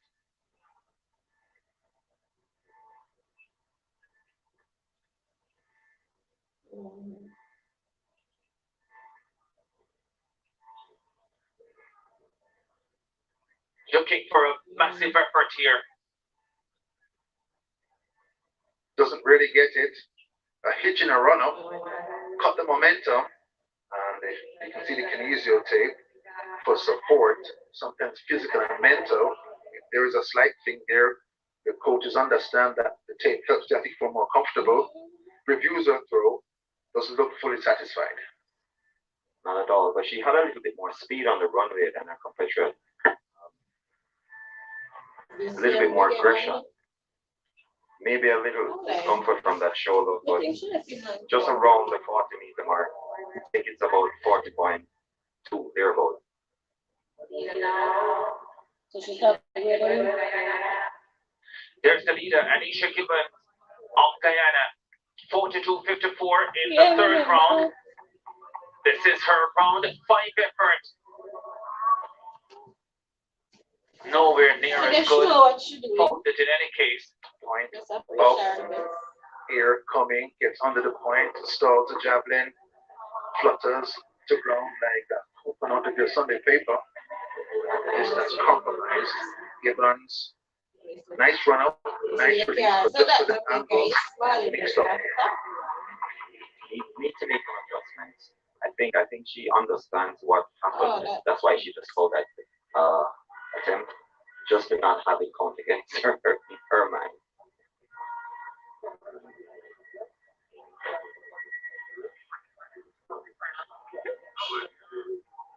So we start the 6th and final round. Ricardo, we were talking before we went to hear about the timing on the string. Jamora Alves of Grenada having shot put and javelin just about the same time. Since she's come back to the javelin, haven't seen Alves yet. Only she's made a decision to choose one event over the other. Yeah, Tiffany McKenzie there with her 6th and final effort. Vanessa Sawyer of Bahamas. This is her 6th and final attempt in 7th position. The best of 31.62. Well, that's one of our videographers. Sharp and alert, and that's important. When you go to all throws meets, they have a saying, beware flying objects. We'll get a replay of it. Definitely wasn't from his camera.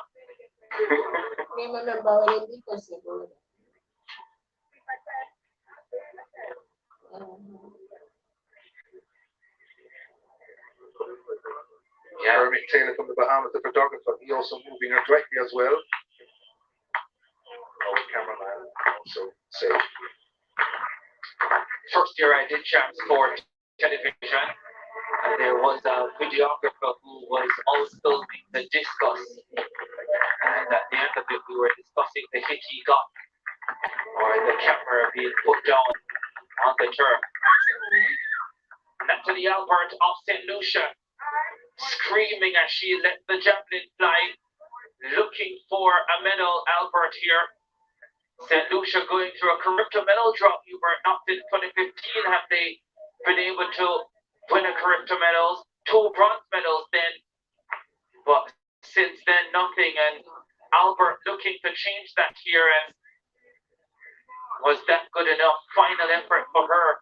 Has had some success in the Jamaican high school circuit this season, and that looks better. Screened it out there, mad with herself, and put that angle in the shot to get it way down the sector as she moved up.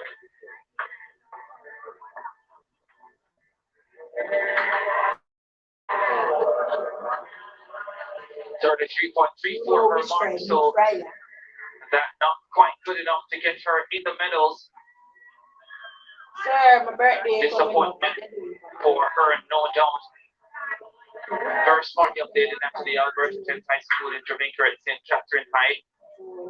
Spent her first year was Julian Alfred last year.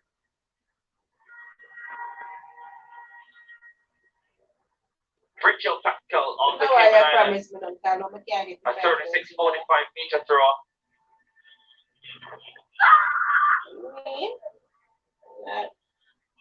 As we look at her card, in 5th position, her best coming in round 2,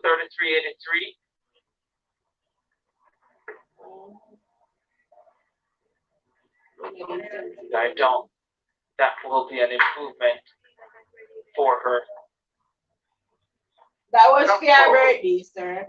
And you'll see at the end of her throw, crouches down to the no, far Mr. side, From your lowers the act of release. Then gravity does the rest.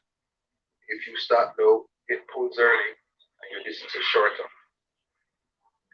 200 qualifying also on the program for this morning as we leave the javelin throw final for under 20 girls. Of course, as usual, we'll have updates for you later on in terms of what has happened in the field. Current record 23.03 set by the Jamaican Anisha McLaughlin. Now will the under 17 girls coming up. One of the highlights of day 1 came in the under 17 section. There's the lineup for the first of the heats. Jelena Downey of Antigua in day 2, Madison Bob of Bermuda in 3, Sabrina Dockery of Jamaica in 4, Saria Ostani Doreska of Haiti in 5, Tara De Fontaine of French Guiana in 6, Shante Matanzas in Vincent of the Grenadines in 7, and Janae DeGan of Trinidad and Tobago in 8. Spoke to Annie McLaughlin with me this week. Told her the record was still on the book. She didn't believe it. Replied to her, 23 flat for someone under 17 is really, really fast. On the big silver at the 4x4 in Rio, world champion, finalist, 200 and Bergen in 2009. I think what we just looked at was actually the lineup for the second heat in the 200 meters, because this is the first one now. What? The group is still there. The girls get ready. So yeah, here's a look at the correct one. Etienne of Dominica, Johnston of Turks and Caicos, Dorset of the Bahamas, Barnett of Haiti, the girl of Martinique, Anderson of Cayman, and Connor of Anguilla. Dorset a medal last night in the 100 meters. No, you never tell me that. This season at 200. You never tell me say you lose your phone and your number change. Barnett of Haiti comes in with a 24.60 in lane 5. Qualifying situation for heat, top 3 plus the next 4 best times to the semi-finals later. Off they go. Slow start from Dorset of the Bahamas, but she gets into her running now and covers Barnett of Haiti on her outside and transitions well down the stretch. Anderson of the Cayman Islands running well. Dorset, the 100 silver medalist, in control though. Anderson of the Cayman Islands easing into second position.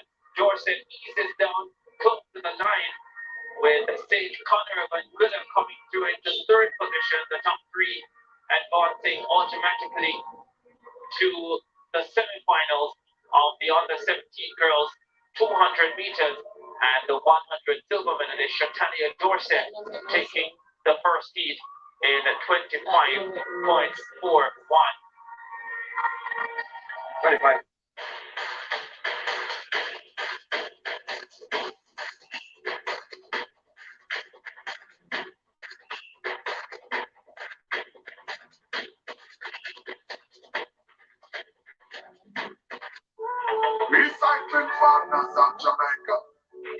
got to make a change. And we have to be don't can't wait for later. We put plastic in its place, and we all can agree that we'll just type up. That means that the gullies and the chains, recycling partners of Jamaica. We put plastic in its place, and the place of the green. BET, on top of the Italy, HBBE, walking up against rain. Be able to run it, everybody rolling. Now we got to roll it, no matter what it is. This time, pandemic, we jump in there, true, chow, into your plate, that's everything. And we don't want the garbage in this game. No, we got to lift up of them on this game. So listen up, Jamaica. I'm saying it's time to make a change. Recycling partners of Jamaica. We put plastic in its place. And we all can agree that we'll decipher. That means that we got to listen to every page. Recycling partners of Jamaica. We put plastic in its place. The red flag go up. Yeah, run out of time, I think. So that's that, but a brilliant performance for her. 42-54 in round 3, getting her the gold medal. So Guyana starting day number 2 with their second gold medal, gold in the 1500 from Atoya Harvey last night. Final attempt, a fall, but doesn't change the fact that she is Caribbean champion in the under 20 girls champion throw.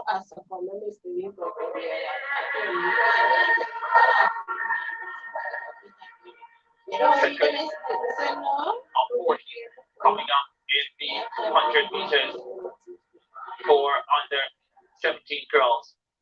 Giolina Down the Antigua, Madison Ball Bermuda, Sabrina Dunk for Jamaica, Tereska of Haiti, LaFontaine, French Guiana, Matthias of St. Vincent and the Grenadines, and Janae Gan of Trinidad and Tobago. Oh. From everybody knows Tony, everybody knows that Tony have a red card. The outside late 8. No, it's bright red, cherry red. 6 meter long jumper as well, 606. Bright red. Fifth there in the long That jump. color, I'm not even a night that the color they can't eye for it right. Bad school board. Sabrina Dumphrey of Jamaica fastest in the field at 24.03. Tereska of Haiti comes in with a 24.80 clocking.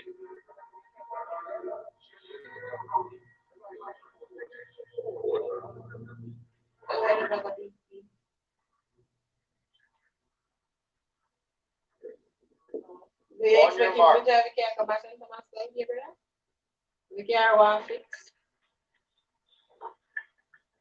Yeah, but if you want fix, I think you would have got sapphire with it. Top 3 to advance to the semifinals of the under 17 girls 200 meters. Oh. Set. Stand up. Quick update on Jamora Alves of Grenada. We're looking out for her this morning in the javelin and in the shot put, but we receive information she has been positive for COVID-19 and has been isolated in keeping with the meets medical provisions. Very unfortunate. I'm just hoping that maybe she's an isolated case and there aren't any breakouts. Massive blow to Grenada's medal chances here at the Caribbean Games. Medal contender in 3 field events, 2 of them this morning, as you pointed out, Hubert. So massive blow for the Grenada contingent. Yeah, I remember. I remember saying they have grey one them. Struggling to get the second heat of the under 17 girls 200 meters away. Dark number 4, freewheeling at 200 and 400 all season, who were at their high school championships just a week ago. On your mark. False start at the Caribbean trials over 400, Hubert. So she didn't contest that event here, and so the 200 is where she'll be looking to deliver a quality performance, but it will not be easy over 200 meters here. Should get through qualifying though. finally away. Second heat of the under 17 girls 200. Dunkirk of Jamaica going well. The guys of Trinidad and Tobago on the far outside in lane 8. But it's Sabrina Duncree of Jamaica. Degan, Dowdy of Antigua and Barbuda in the 100 final. Dowdy, but she's struggling now over 200. The Jamaican easing through 24.17. That's not too far outside her personal best. Yeah. I was on 24.03. That's the personal best we're talking about here. Under control near the end at 24.18.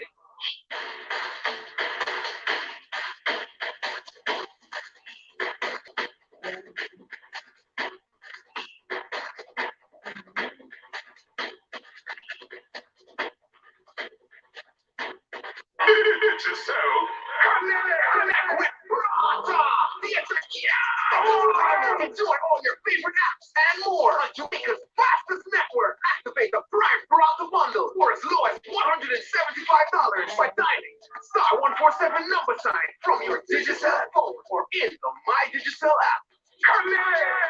All right, connect with Brother. Digicel Prime Brother.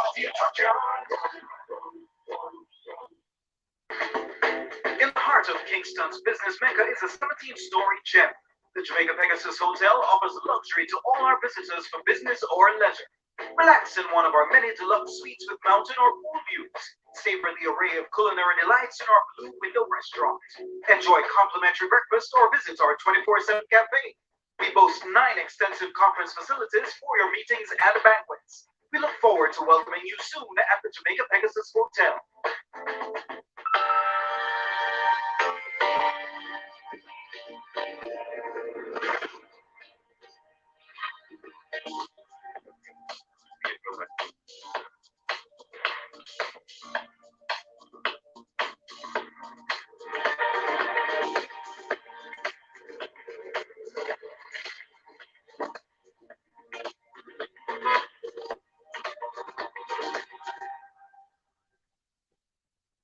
She came up last night again. Adeja Hanju was simply magnificent. As you look at the lineup for this heat, Alexia Ranel of Martinique, Carlia Morton of British Virgin Islands, Terry Long of Jamaica, Kalia Rock of Barbados, Chanel Richardson of St. Martin, St. Hilaire of Guadeloupe, and Kalima Simon of Dominica. But she didn't win the silver medal. She ended up back in 3rd. And while not many would have expected her to beat Hodge, they would have been thinking that she should have held on for silver, but easily her worst race of the year last night. It's very difficult to perform at this high level back-to-back weeks. She was competing in various events last week. A lot of events, a lot of rounds. Came back this week, tried to duplicate what she did last week. It takes a toll. It sure does, and she's just 14 years old. There she is, Tiana Lee Tarlong. 23.91 her best. Beat Dockery for the Jamaica Carifta Trials win.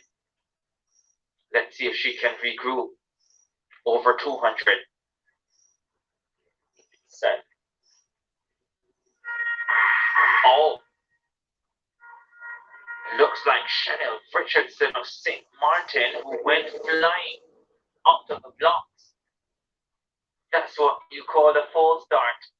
That one was quite obvious. I'm not sure if she heard something, but that was before the gun.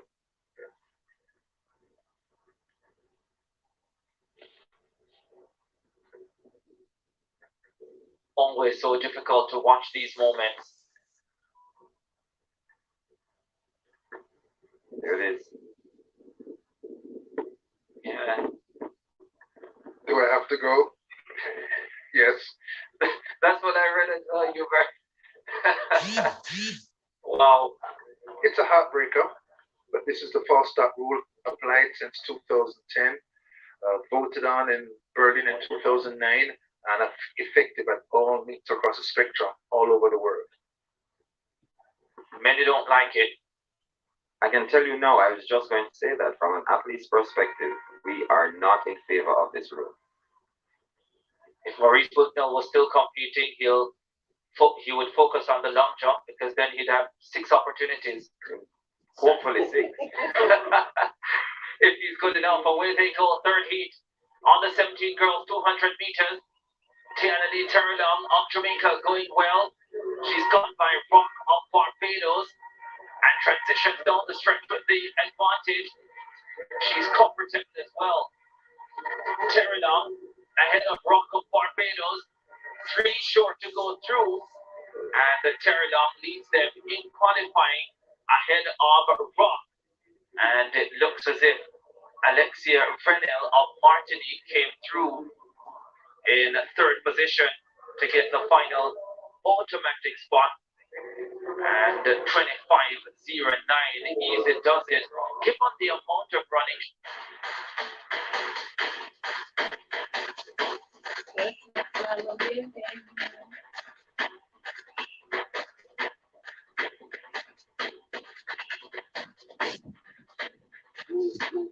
See the world and let the world see you at Course Optical. Get 25% off lens with any free purchase of 10 months in Nova. 5% off on cash. Plus free clarity blue gloss defense lens upgrade with any purchase. With ready finance, pay nothing down on 6 to 24 months. Spend $50,000 or more on 12 to 24 months credit and get a chance to win the next excursion or weekend for 2 at one of 5 resorts in Jamaica starting April 11. Course Optical. Value you can see. Offers end April 30. Conditions apply.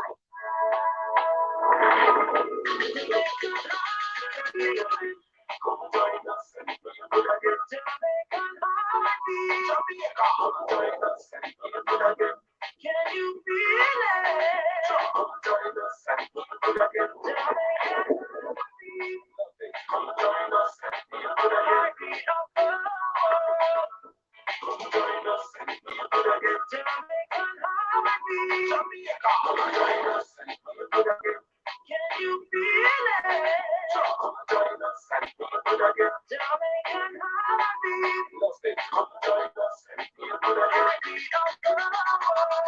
Jamaica, heartbeat of the world. Elise Dickinson of Bermuda 6, Akira Joseph of the U.S. Virgin Islands in 7, and Naomi London, the fast starting one, St. Lucia in lane 8.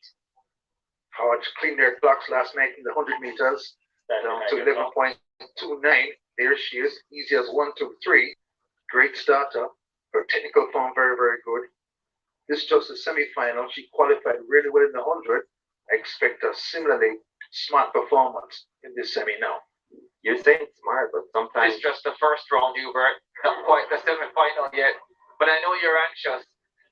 right. You're saying smart, but sometimes these athletes, because you're so primed and ready to go, you can't run slow sometimes. Your legs just won't allow you. They just have to go. So I wouldn't be surprised if she does something and she's even as sharp as she was in her round during the 100.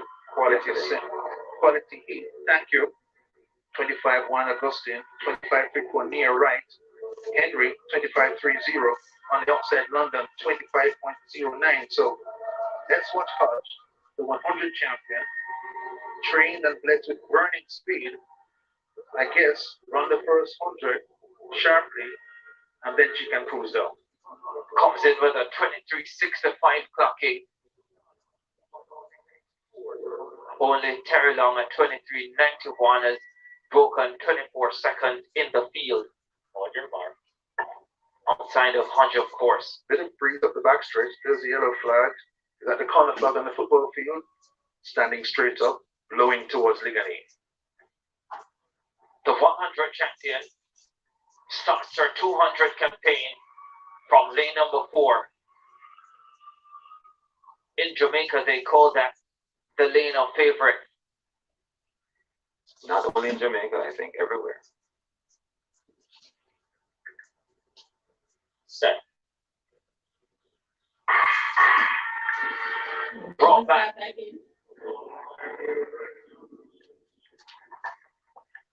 Saw a volley of false starts in the heats at the Commonwealth Game 2006. Left and right of Asaka Powell. I think this young lady's reputation in lane 4 established last night as the rest of the field jumpy and bumpy, and no one can stay. They know if they start slowly, they're dead. Hubert Lawrence, probably not the best thing to bring up a Sapa Powell and false start, because that would only take us back to 2003, and it's not necessarily a memory we want to relive. Quite forgotten about that. 97 somethings do that to you. But in all fairness to these athletes, the wind seems to be picking up a little bit. You get wind in your ears, and it may give you false positives of commands and guns and all these things together. Adeja Hodge, British Virgin Islands, the 100 champion. 11:29 last night, starts in lane 4. Away they go. Hodge responded brilliantly to the gun. Already covers the athletes on her outside. Running well on the very outside, Naomi London of St. Lucia, but Hodge is cruising here. She's boxing down the stretch and easing away from the rest of the field. Adeja Hodge, oh my word, she is a beauty to watch. We are looking at a special talent here at the terrific game, and she is from the British Virgin Islands. 24.19.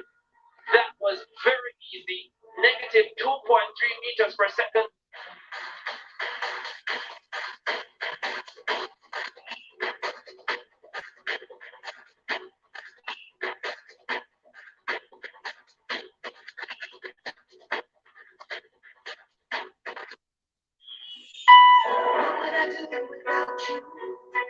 You help me carry on, you help me stay strong. Never run down if you get you lift me up again, going nowhere. Precious moments we share with you, everything's so right. It's clear, nothing else can compare to the things that you bring to life. From the good old night. In the heart of Kingston's business mecca is a 17-story gem. The Jamaica Pegasus Hotel offers luxury to all our visitors for business or leisure. Relax in one of our many deluxe suites with mountain or pool views. Savor the array of culinary delights in our Blue Window restaurant. Enjoy complimentary breakfast or visit our 24/7 cafe. We boast 9 extensive conference facilities for your meetings and banquets. We look forward to welcoming you soon at the Jamaica Pegasus Hotel. It's food time and sometimes big civil servants sale. We are celebrating you, our everyday heroes, with exclusive specials and discounts. We get free stock on our best-selling items. Specials on your arrival time collections with unique designs and best quality. So all civil servants, bring your ID and you're good to go. You will just love the saving. So come visit us at 279 Spanish Town Road, 4 South Camp Road, 8 Red Hills Road, or online at bullshit.com.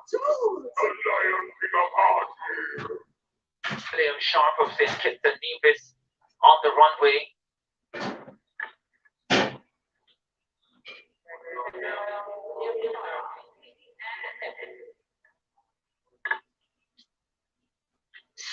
Athletes starting in the long jump for under 20 boys, and that one somewhere around 670, 680. Get the white flag, so we'll have the measurement. The field includes the Jamaican Jaden Hibbert, also includes Uriah Bryan of St. Vincent and the Grenadines. 2 athletes who have jumped really big this season. Hibbert already leading the competition with 7.52, and that's 7.53. Jaden Hibbert leading the competition with a 6.71 for the Kittian William Sharp. We're in the opening round of the competition.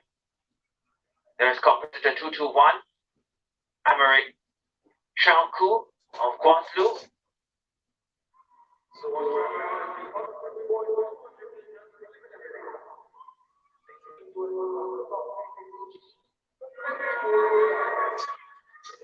Chanku of Guadeloupe. Oh, that's a nice effort. touching up on 7 meters. 17 athletes in the field. The top 8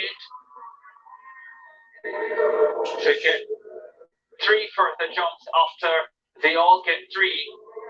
As we have another look at Americ Chalku.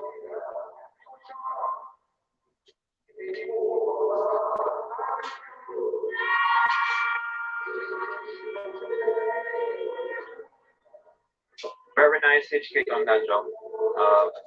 Good pop off the board. Qualifying in the under 20 boys, 200 meters coming up. 4 heats, top 3 plus the next 4 best on time to advance to the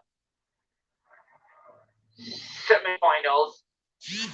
There's the lineup for the first heat. Weeks, Sejan, Webster, Campbell, Nazia, John, Horatio, Raheem, and Jaden Reed. John sorted out the flight problems, missed the 100, but here for the 200 meters. Big fine. Yeah, this is a good first round heat. John is in fine, fresh. Away they go. Jaden Reed on the outside for the Cayman Islands got up well. Simon Campbell of the Bahamas running a smooth curve too.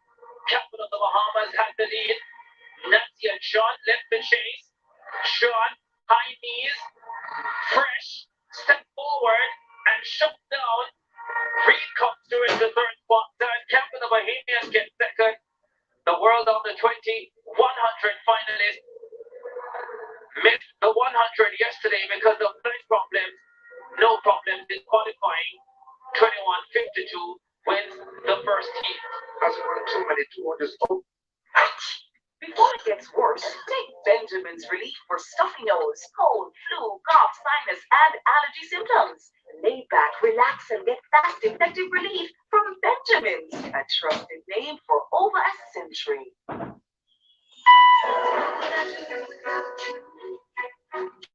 Carry on, stay strong, never down. You lift me up again, going away. Precious moments we share with you, everything's so right. It's fair, nothing else can compare to the days that you bring to life. Something all night.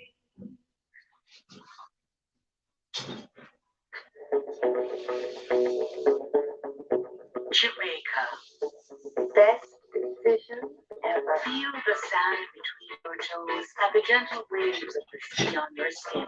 Feel the warm Jamaican breeze lift your spirits and nourish your soul. Escape exactly what makes your heart beat. You will love every moment. Jamaica, heartbeat of the world. Let's go. Get on the path to financial freedom. Boston City gives a distinction college certification at Distinction College. Start full-time, part-time, with weekend classes, employment, air conditioning, and refrigeration, motivating careers in electrical installation. No subject too hard, no credit, no entrance test. Purchase this week and get free courses at huge discounts. Licensed employment agencies will assist students with job opportunities overseas. Visit us in Kingston, Flagstaff, and Honduras, or call 800-356-4167. Distinction College, the school of champions. He was just getting ready to get that penultimate step for the takeoff. Just couldn't make it. Too much pain. But Johnson of the British Virgin Islands, 758 jumper. Here's the lineup for the second heat in the under 20 boys 200. Chrisley Apertoire of Guadeloupe, Alex Gordon, Cayman Islands, Shamara Newton Robertson, Kingston Nevis, Jaleel Cole. Massive disappointment yesterday in the 100. Shaquem McCain, Trinidad and Tobago, Savon Benjamin, Turks and Caicos, Peter Michael, Daniel Dominica, and Jean Daly of Antigua. What does Jaleel Kroll, lay number 4, have in store for us? Shocking that he didn't make the semifinals of the 100 meters yesterday. He's the 2019 Caribbean under 17 200 champion. So this is his better event. Won that game from lane 8. Hit from the field, from the outside lane draw, is in lane 4 now. Can he put a better performance together? Comes in with a time of 24.93. Very slow at the start. On his outside, McHale, Trinidad and Tobago got up well. He's into his running down low crawl. The other bombers up that Kip Steve is trying to stay with them. Crawls alongside the other bombers. McKay of Trinidad and Tobago inching ahead now. McKay of Trinidad and Tobago ahead of Crawl of the British Virgin Islands. This time he does get through the first round. Jaleel Crawl as Shaquem McKay of Trinidad and Tobago wins the heat in 21.72. And Jaleel Ready Cash is giving you a chance to win. Take a loan of $200,000 and over on 24 to 36 months, and you could be one of 20 winners on May 13th to win a 50-inch TV. Are you a small business owner? Then you could win a free business consultation by registering for the next Business Survivor webinar series. Offer runs April 4 to May 7. Authorized under Section 58(3) of the Betting, Gaming, and Lotteries Act. Conditions apply. Connect with Brata, the enjoy all your favorite apps and more on Jamaica's fastest network. Activate the Prime Brata bundle for as low as $175 by dialing *147 number sign from your Digicel phone or in the My Digicel app. Connect! All right, connect with Brata. Digicel Prime Brata, the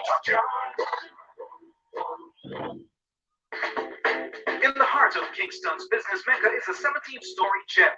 The Jamaica Pegasus Hotel offers luxury to all our visitors for business or leisure. Relax in one of our many deluxe suites with mountain or pool views. Savor the array of culinary delights in our Blue Window restaurant. Enjoy complimentary breakfast or visit our 24/7 cafe.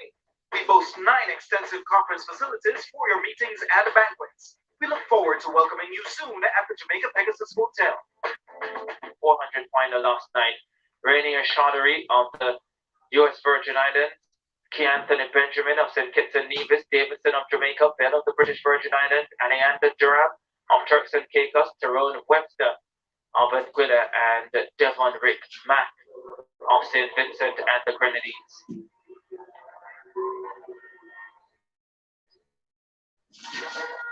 Sandra Davidson, he runs the 1 and the 200, sometimes he even runs the 400. Very tall in stature, you can see him right there. Very powerful. A lot of strength to go down to 200 home straights. World Relay silver last year in Nairobi. We're done the 20s. Toby wants to be world champion this season. The 20 again. Cali, Colombia. 20.90. What other team that they just look like? Tall man, long legs, but short strides. White design just like. Goes in number 4, Sandra Davison. Bonnier Bell, British Virgin Islands. Felt very good in the Hey, Mel. up to the final. Expected. Mel, but I look for you number this morning for text it. I'm going to find it. For BBI's 4x1 team as well with their love jumper Dawson going Look, down. 200 because I think he would have been them. expected to be on that team. So when Jamaica qualifying all of them. This is 200 qualifying for the under 20 boys. There is Sandra Davison, anchored Jamaica to an under 20 record. And Jamaica lead the two heptathlon juniors the guy in and the Nairobi, girl. Kenya last year. The girl that lead by far, though, but the guy then can't get up the They guy. got up quickly. Did the Jamaican Davison runs the deep curve. Bonnie fell in second position. Benjamin of St. Kitts and Nevis neatly down the stretch. Everybody The say Jamaican went ahead of Bonnie and Bell with Devon Mack of St. Vincent through to take the third automatic spot. But that was cruise control for the Jamaican. 21.53 for Sandra Davison. When it started, I chat them did a chat first and show back when they up yesterday, but so you don't really miss nothing for that.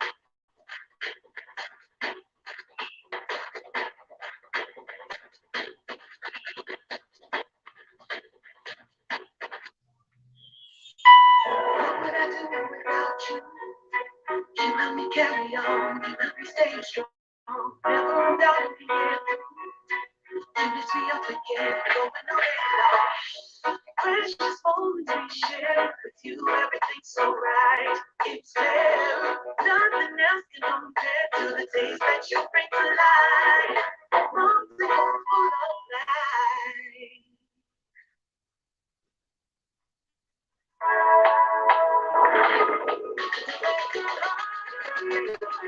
Come join us and feel good again. Jamaican heartbeat. Jamaica. Come join us and feel good again. Can you feel it? Come join us and feel good again. Jamaican heartbeat. Come join us and feel good again. Heartbeat of the world. Come join us and feel good again. Jamaican heartbeat. Jamaica. Come join us and feel good again. Can you feel it? Come join us and feel good again. Jamaican heartbeat. Love it. Come join us and feel good again. Heartbeat of the world. Jamaica, heartbeat of the world. And instead of Junior, maybe more to come from the young, fast American. Top brand prime level to come up in this my friend, to beat Benjamin in lane number 1. Ezekiel Newton in 2 representing Guyana. My friend, I go one, Benjamin representing Montserrat. Grenada Shavin Charles is in 3. Brian Level the favorite in 4. Ramon Mascal Beckles of Barbados in 5.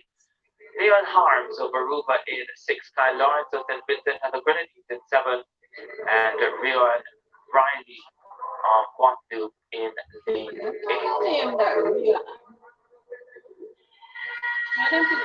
Brian Level getting the 100. Won by another Jamaican. DeAndre Daly,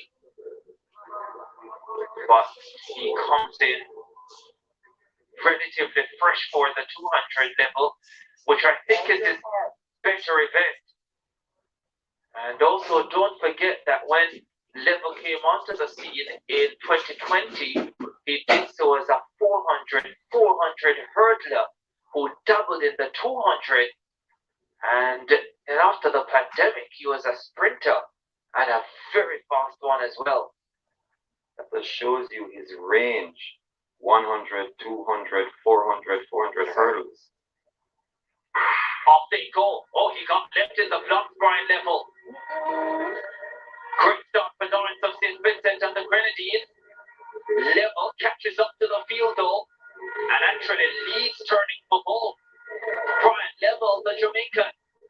Hector Charles of Grenada in 3rd, just behind the Barbadian Beckles, Mascal Beckles. Oh, that was easy. Almost fell asleep in the block, woke up, saw men in front of him, and ran by them very quickly.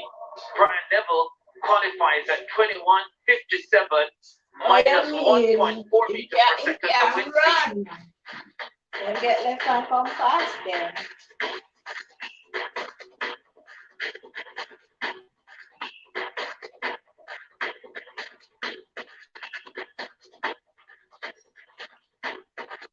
And pass your CXC Cape City and Girls Math and English exams in only 6 to 12 months at Distinction College. Start online and face-to-face classes in May and sit exams in January or May, June of next year. In math, English, chemistry, biology, IT, start international course in practical, geriatric, and pediatric nursing, phlebotomy, plumbing, early childhood education, and more. Register this week and win yourself a course as subjects for free. Visit us in Kingston, Spanish Town, Ocho Rios, and St. Elizabeth. Call us at 356-4167.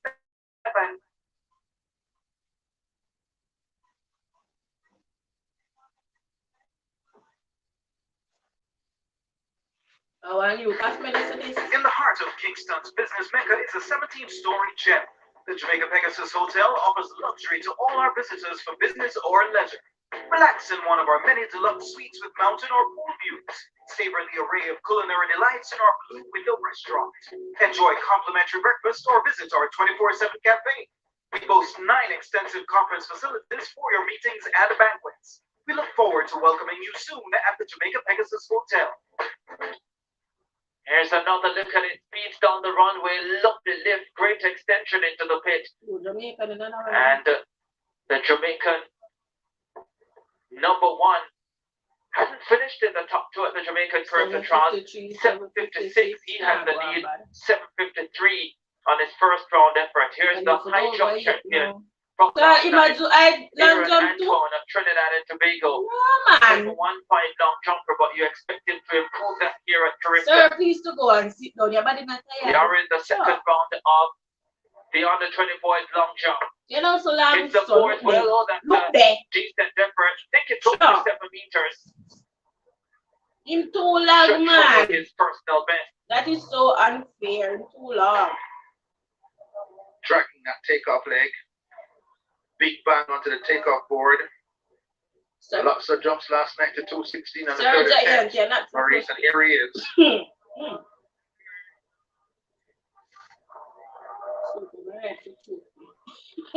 Nice takeoff. Hand in the air a little bit. Look like he almost reached the hit. It's difficult though trying to make that transition from high jump to long jump. The takeoff is not exactly the same, and you have to make a lot of adjustments. But 678, not a bad effort. Yeah, 678 for Aaron Antoine. This is Raven Walkin of the Turks and Caicos Islands. 602 on his first attempt. He's in 14th position. Remember, the top 8 after the first 3 rounds will get 3 more attempts. His brother was in the discus, twin brother. Both trained here in Jamaica. Was about to say I've seen him before, and it wasn't in the long jump. Seeing doubles. He asked the support of the crowd. Some of them know him from his jump here at championships, and they crank up the decibels for the boys under 20 long jump. 669 at the Jamaican High School Championship. So let's see if he can venture that here at the Corinthian Games. Oh, he either hit the board perfectly or that was a foul. Looked very close. Get the white flag. Raven Walkin of the Turks and Caicos Islands.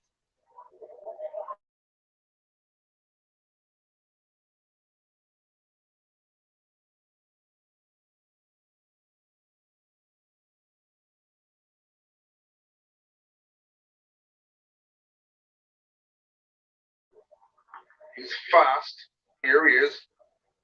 Attacking. Coached by Jeremy DeLissa, just like Hibbert is. And you can see him try to hold his flight phase, Maurice, to get the distance. He didn't get a lot of height. You would think with all that speed, he could transition a little bit to get more height. Didn't get a lot of height, but he tried to get that extension on the landing enough to get whatever centimeters or meters that he could muster. So 656 for Walkin. William Sharp of St. Kitts and Nevis next on the runway, so that he's in 10th position. Second round effort for the Kittitian.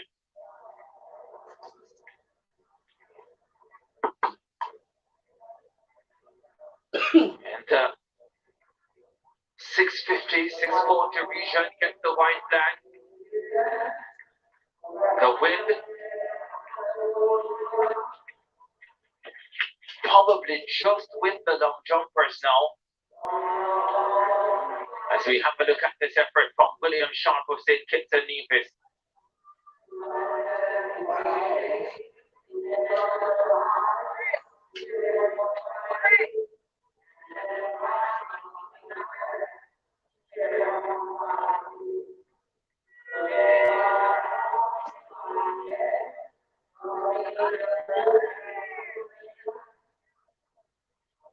So Chalku coming off 706 in 7th position. So he's holding down a top 8 place at the moment in the second round. Aaron Antoine, the high jump champion from Trinidad and Tobago, has seemingly pulled out of the competition. Amrik Chalku of Guadeloupe, over 7 meters on his first attempt, not quite in round 2.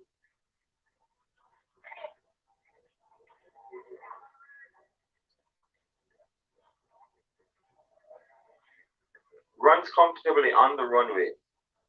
Doesn't deviate a lot, good hitch kick, but still, there you go, a little bit behind the board. He's not going to get the benefit of that hard surface to get that pop in the air. So he could get a little bit if he's on the board, but just, I think it's just below 7 meters.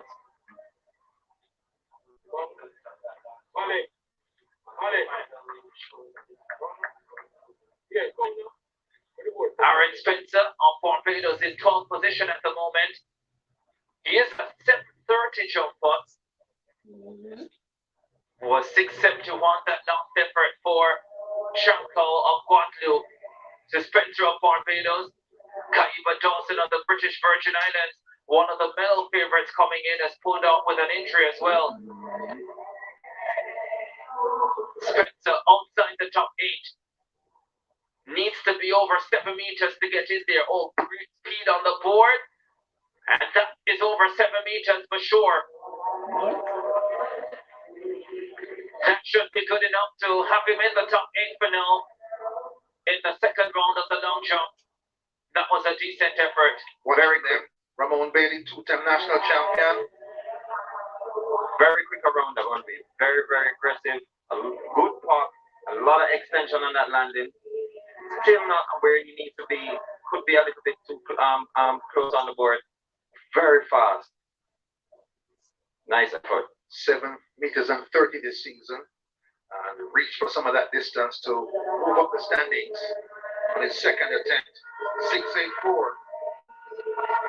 684, so that is not an improvement actually. I thought for sure it was over 7 meters. 14 now. 670 in round 1. 14 on Guadeloupe. I don't think that will be an improvement, and if it is, I don't think it will be much of an improvement for the Guadeloupe athlete. 7 meters and 10 centimeter performer. He's on the board, leans back quite a bit when he's running, holds that leg, doesn't get that proper extension on the landing, sacrifices some distance right there. 672 to close round 2. Let's go to the start of round number 3. Mateo Smith, one of 2 Bahamians in the field. The second one, Zachary Evans, 737 this season, 30 in the 100, big and powerful and fast. 711 in round 2, occupies 5th position.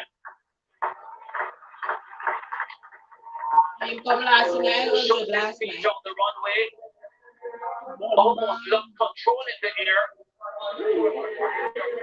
Once again, lightly over 7 meters, so he remains consistent in this competition, but he needs a much bigger effort. No extension on the landing. Not on the board. He's just quick, but there is really no hitch kick. Doesn't really drive that knee out.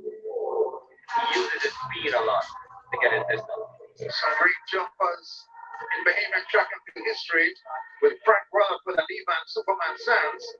He'll grab a hold of this boy, turn him into a great jumper. Jamaican Kirk the Trials champion, 679 for Evans of the Bahamas. Trevor Hema of Guyana. Wesley Tyndall, the first of the Guyanese. 711 for him as well. That came in the opening round.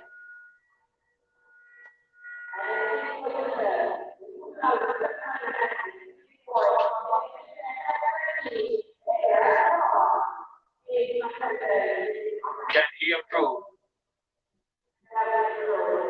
713 at his best, so not far outside his personal best already in this competition.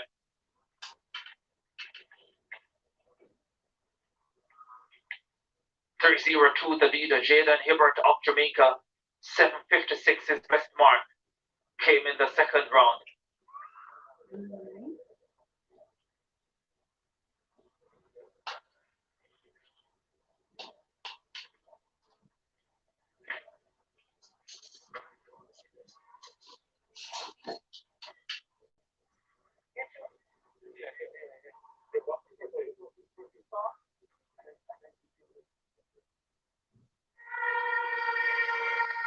Wesley Tyndall, Guyana. Third round effort.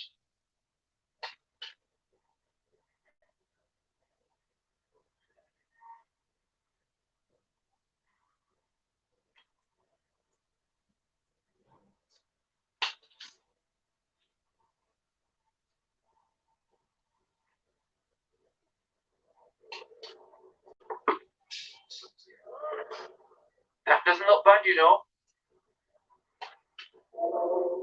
It looks like he was over 7 meters again.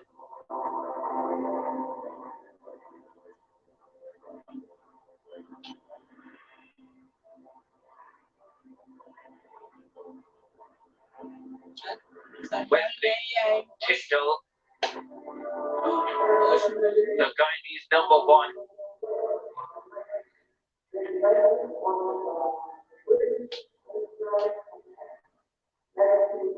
.694 for him, so not as good as his best of 7.11 meters. Again, these athletes are behind the board. Now, many persons would think that if you have the wind behind you, pushing you, that you would probably jump further. But what that does, it gives you a lot more speed, makes you out of control. And long jump is something that you need to be in control to take those take off and drive the knee up. You need to be in control to do all that thing. So when he has more speed, it's actually working against him. So the wind in their back right now, messing up the run-ups, messing up all the form and all the control, is working against the athlete. Trevor Hamer there, the Guyanese #2, with his third round effort. It could be his final if he's not in the top 8 at the end of it. And he needs to be over 7 meters, and that last effort was not over 7 meters. Here's the leader, Jaden Hibbert of Jamaica. 7:53 to start, 7:56 in round 2. Third round effort, 7:87 at his best. A 16.66 long jumper, world under-20 silver medalist in the triple jumper, 16.66 triple jumper. There's another big effort. He isn't pleased with the effort, gets the white flag. But he continues to enjoy the lead in this long jump final. This is Hibbert, has grown in the past year, now quite fast on the runway, gets the board nicely and reaches up for the distance. His 7.87 equal the old boys and girls champs record of 7.87 by Leon Gordon, set in 1993 in a yellow vest like this. Hibbert, #1 in the world at long jump and triple jump under 20. Here's Balvin Israel of Jamaica on the runway. 7:37, third round for Jaden Hibbert. Israel, the second Jamaican in the field, in 4th position with 7.12 in the opening round. Can't go much better than that. Balvin Israel is a 7:32 jumper at his best. Long strides up the runway. Extend, hopefully for him, beyond 7 meters. And he gets the white flag, which means the jump will be measured. And it will come towards his push for a character medal. I'm hoping at this point the coaches are giving these athletes advice not to try and run too fast on the runway. The wind is already pushing you down the runway. Relax, take your time, execute your technique, and stop. You need more height in this situation. When the wind is blowing, you need to get up in the air so the breeze can actually take you maybe that extra centimeter or two further in the pit. running too fast on the runway now. Take your time, relax, execute your form, and then pop. Once you get in the air, there's nothing you can do except to hold the technique and get extension for that landing. That's the advice these athletes need to be getting right now. 703. As you look at him, right now, 701. He's in 8th position. So holding that all important 8th spot with those athletes set to get 3 further attempts. Zimmerman of Aruba already has the personal best today with that 701. Came in with 6.50 meters, and that's a pretty big improvement to make it the long jump. Half a meter, really, as we look at his 3rd round effort.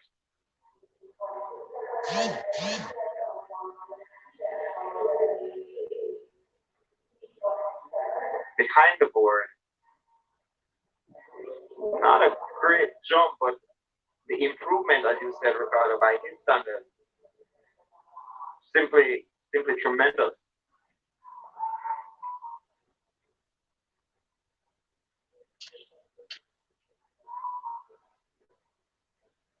The top 2 jumpers in the world at the under 20 level are in this competition.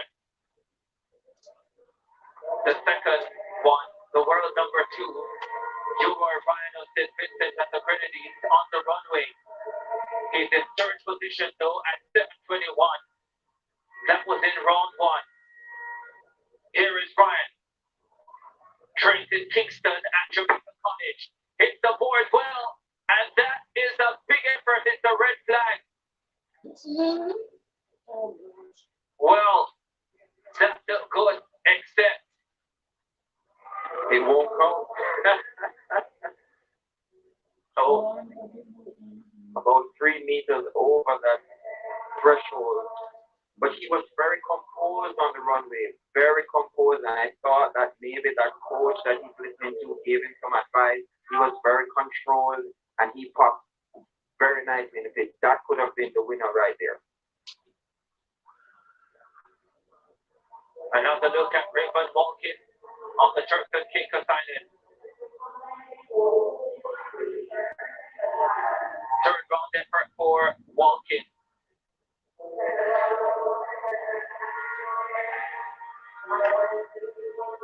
6:56 last effort. Falls this effort. And he will not make progress to the final 8. So his long jump campaign comes to an end. Just over, but doesn't matter how much over you are. By a millimeter or a mile, it doesn't matter. If it's over, it's over. And when we used to do long jump in high school, the coaches used to shout out. 6:71, 6:44 for William Sharp in 11th position. He needs 7:02 to move into the top 8. Can he get it? All of St. Kitts and Nevis watching this right now.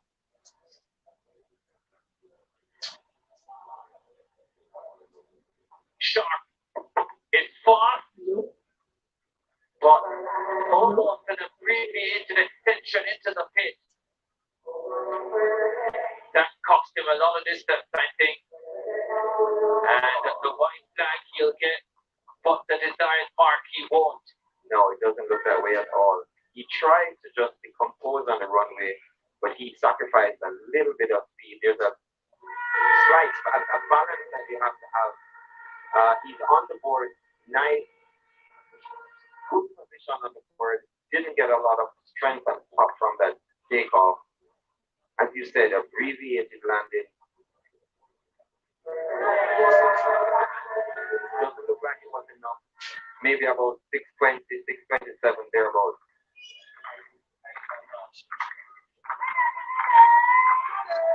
6:27. That last effort. Crunch time now as they run into the attempts, round number 3. 14 in 7th position. And that's another good looking effort. Could be challenging his best of 7.06. is sure, though, that he will have 3 further jumps in this competition. There you see him very relaxed, very composed, good pop. A little bit behind the board, maybe 3 centimeters. Gets up nicely though. Notice as well that Aaron Spencer on Barbados paused. Wrong 3, or did he? No, here he is. He was supposed to go ahead of 48, was equal his best performance at 706. 693 and 684 for Aaron Spencer of Barbados. It's do or die crunch time. But actually it was Shalku of Guadeloupe who had gone just before. So it's Shalku who was in that 7th position. Spencer needs 702 to be in the final. Oh, he's gonna get there. They get caught one nicely. White flag will be measured. And Maurice, you talked about someone catching the wind off the pump. That happened for Spencer. Wow, look at this. Hits the boy brilliantly. Left leg take off. Very nice. Very controlled. He has a lot of speed initially. He's just a quick runner. And he uses that, but goes in the air and just relax and allow the wind to take it. Look at that fly. Textbook extension. Love the extension into the pit. What they call the leg shooting break, perfectly timed for Spencer. 7.37.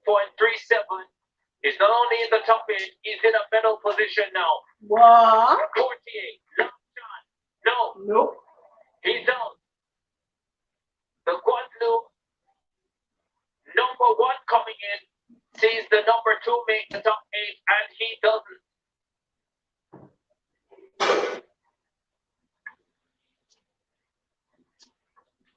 So Aaron Spencer of Barbados moves into 2nd, going into the final 3 effort. There's wind gauge plus 2.2. So difficult out there to make the adjustments with the breeze blowing at you on the run. The wind will advise, be careful on the run, let the breeze take you in the air. Great action on the 2nd morning of the Caribbean game from the National Stadium in Kingston, Jamaica. Let's head closer to the track for an interview. Thank you very much, Ricardo. I'm here with the winner of the girls under 20 shot put, Trinise Hamilton of Dominica. Trinise, 14:58 to win your winning effort. How are you pleased with that distance? I mean, there's always more in the tank, but I'm very much happy with what I did today. And the thank God for giving me the strength and the technique I needed for me today to surpass my competitors.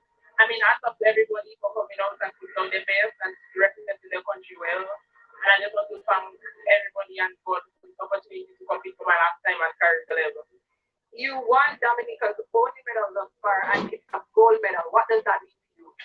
Man, very, very, very, very happy with my performance. I'm very happy that I got to represent and put that type of, how can I say, that type of effort on the table to be an example to my teammates as well as still competing, and I really hope that we can. There's a lot of things I'm in the back because I mean everyone on my team is capable of putting out their best and getting a medal, and it's really a blessing, man. I cannot say much. All right, lastly, I want to say something back to the people in Dominica. Man, the people back at home, God's blessings alone, man. I'm really happy that I got to represent, and I know everyone back home is really proud of me. And I cannot wait to go back home so I can share this monumental achievement with you. All right, Jenny, thank you so much and congratulations. Thank you. You're welcome. Big moment there for Dominica in the shot put for under 20 girls. And let's go back to Daniel now for another interview. 42.54 meters. What did you do well on that winning effort? Well, I trained hard, every day, putting effort and hard work pay off. So your teammate Aquila Harvey won the first gold medal. Yes, I was excited. Oh my God.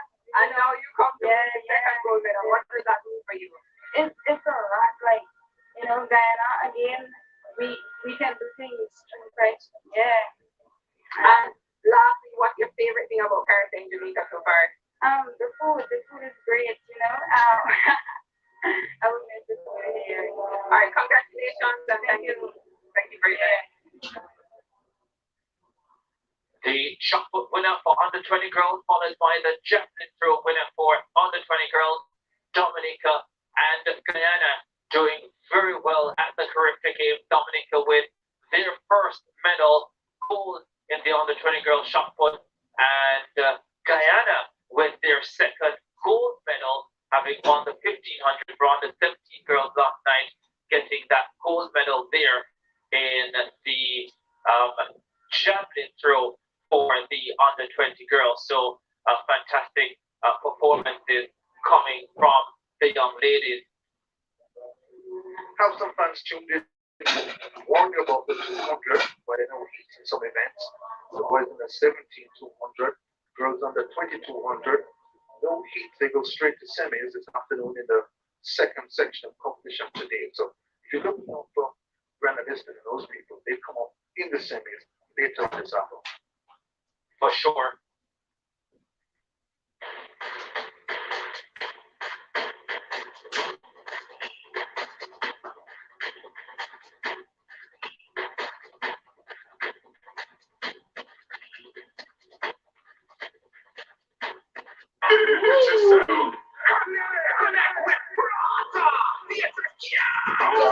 Enjoy all your favorite apps and more on Jamaica's fastest network. Activate the Prime Brother bundle for as low as $175 by dialing *147 number sign from your Digicel phone or in the My Digicel app. All right, connect with Brother. Digicel Prime Brother. Medal, Dominica a gold medal, Barbados on the board as well with a silver and 2 bronze medals. So it's great to see all these territories getting on the medal table, and this is the latest update following the final on this morning session of day number 2 at the Caribbean Games in Kingston, Jamaica.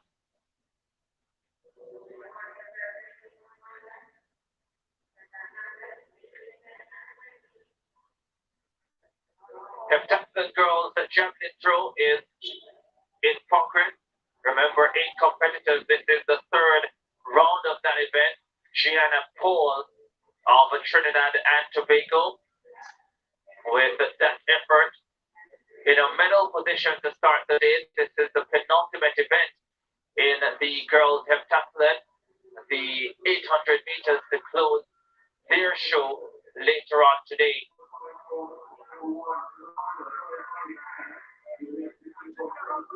So,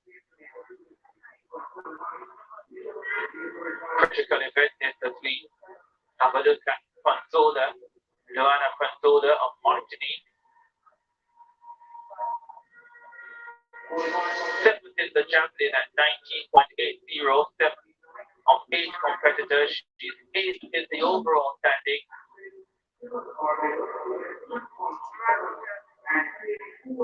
Another moderate effort. Doesn't look to be one of her business. I don't want to be very critical, but she just made 3 steps that through the javelin as far as she could or just released. But it's all about points. It's not necessarily about what event is best and trying to be perfect in everything. You can be second in every event and maybe win the competition. So points are what matters right now. 1863, Jenny Vincent of Trinidad and Tobago. Not a great effort for her. Started the day in a medal position, but this event may well affect her maintaining that position. Already as a silver medal from the under 17 high jump from day 1. And definitely not one of her better events, this javelin throw. Each performance, you see, she just did a pedestrian run, releases the javelin, round about 20, 30 meters, 20 meters, thereabouts, or 15. But every inch, every centimeter would be more points. And Gail and Jonathan Vincent and the Grenadine.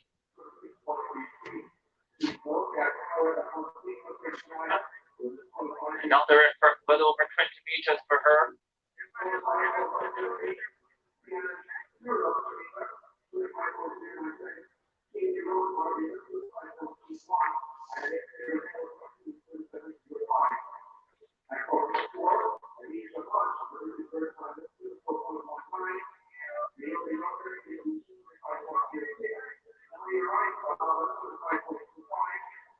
20.42 for her, so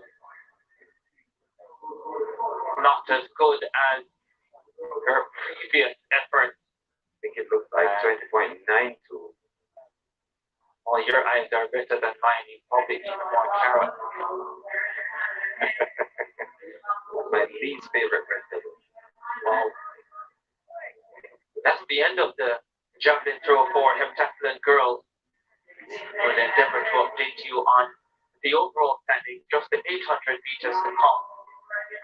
And, After that, Ricardo, we finished up just from the map. Coming into the jumping, minus 3741 points. Second, Paul, 3357. Vincent, 3278, still in third place. And Master, 3212 points. So that was the top four starting this morning, and the javelin points that been added to that. Myers, Jamaica, way out in front, just about 400 points ahead. yeah,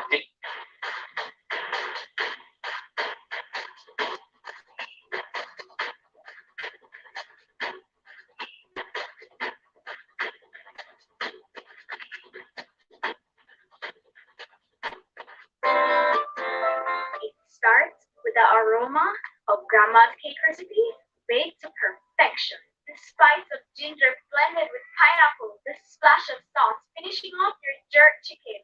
Rich browning makes the oxtail just right. Vibrant vanilla, amazing almonds, resplendent rose water. Oh, embrace the sweet, savory, and spice of Benjamin. Full of flavor.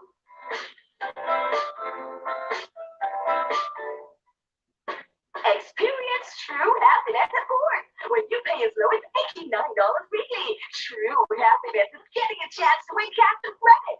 You could be one of 30 customers to win your $3 million or a chance to win $1 million in your anniversary celebration with up to 35% off. Plus, you pay nothing down on 18 to 36 months credit. Now that's happiness. Find it today at court. Promotion ends April 30. Conditions apply.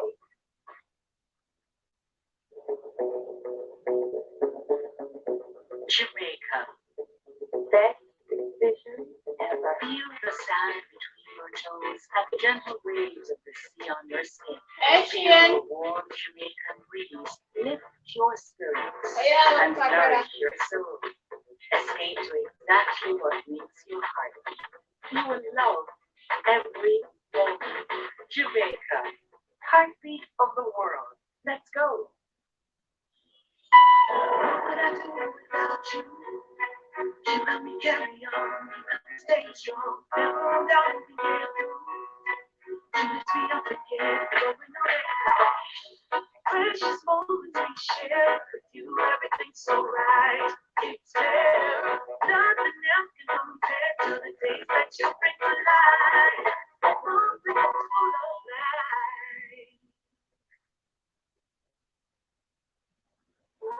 Recycling one of Jamaica. Here we got to make a change. And we have to do no job wait for later. We put plastic in its place. And we all can agree that we'll be safer. That is not because it's something that we change. Recycling partners of Jamaica. We put plastic in its place. That is something that we need.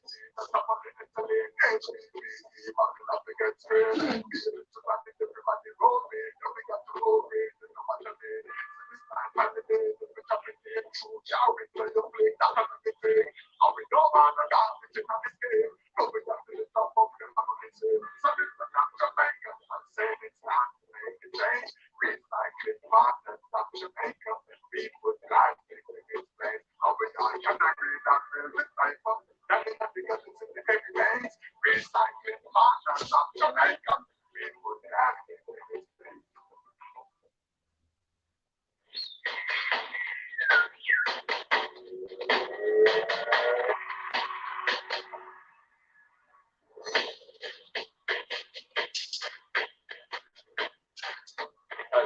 Welcome back to the National Stadium in Kingston, Jamaica, day 2 of the Caribbean game.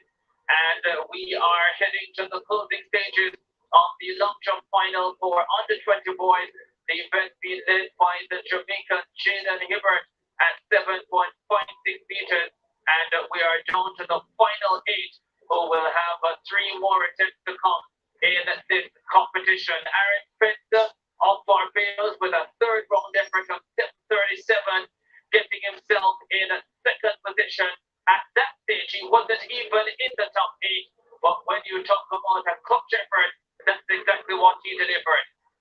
Don't need to find something, jumped at his level, 7:30 coming in, 7:27 to save his competition here in Kingston, and he survives to the top 8.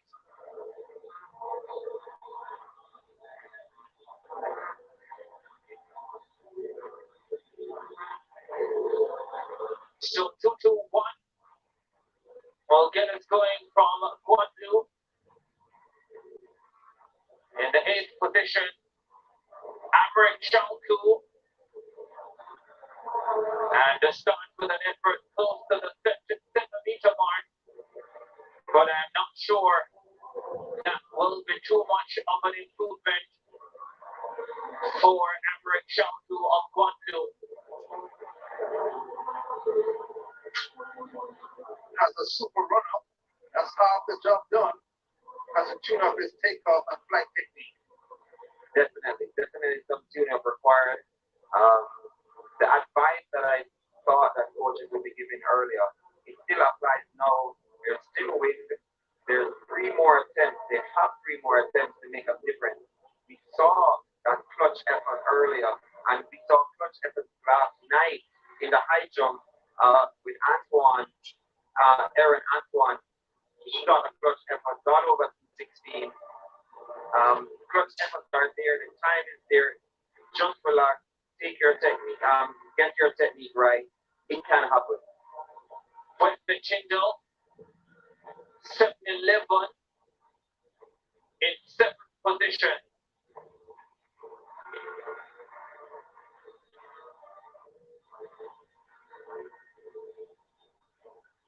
Fourth round effort for the Guyanese. Hit the board well, but I'm not sure if the distance will be good enough to get an improvement in position for him.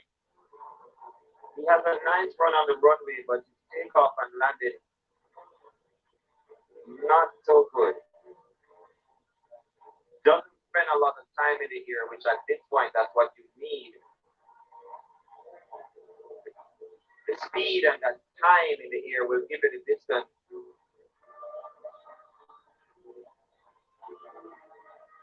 Seven 0-4 for him, so no improvement there.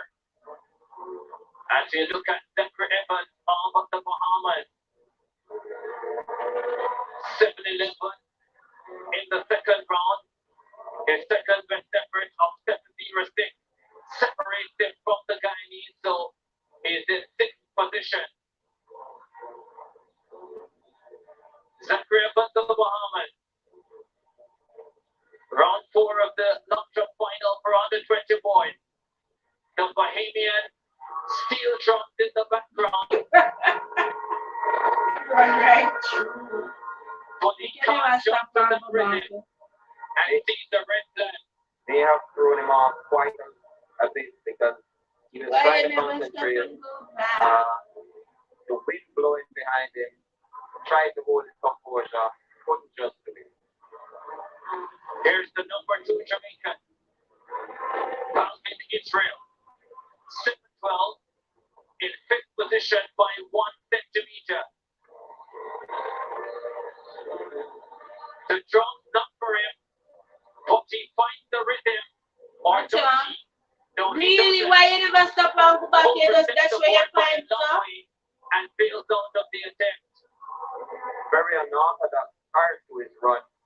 Takes some long strides, tried to get ready and keep his stride on track, but again, the wind is blowing. Take your time, relax. It will come. Don't try to go too fast on the runway.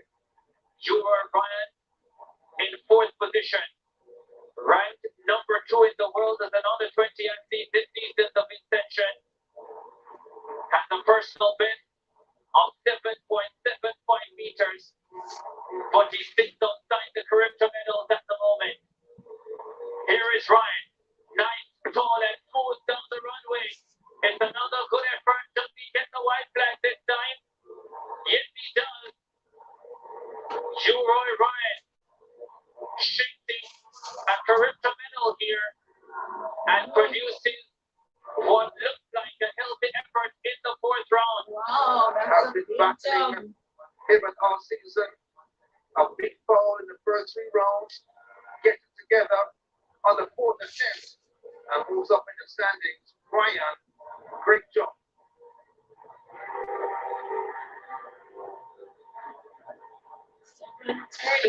Woo, wow. 32 for Roy Ryan.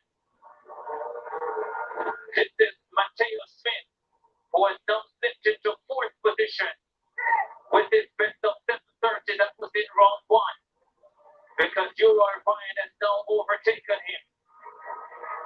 Mateo Smith of the Bahamas. Outside the medals now. Lots of speed down the runway. Oh, he responds well. Is it good enough for the Bahamian? Let's see. Sure. One chance to win. Take a load of $200,000 and over on 24 to 36 months. And you could be one of 20 winners on May 13 to win a 50-inch TV. Are you a small business owner? Then you could win a free business consultation by registering for the next Business Survivor webinar series.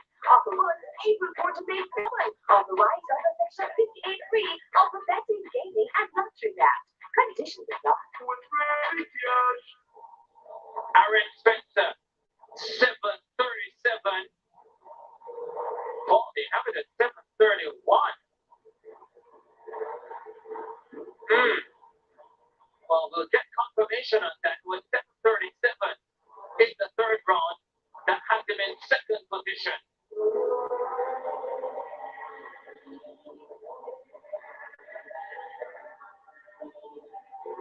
Look at that speed down the runway. Oh, he's trying again. He's turning his best from round 3, gets the white flag. The Barbadian is turning it on in Kingston. Very fast down the runway, extremely fast, but then he just takes up and relaxes, gets maximum extension on that landing. Very good on the board, very good placement, a lot of air time. The extension is beautiful to watch. That speed, that time in the air, that gives you the distance. I think that's the exact formula. 7.48. Get closer to the leader, Jaden Hibbert, who has passed his 4th round effort. And we go back to Amaran Chaptu in 8th position. Chaptu.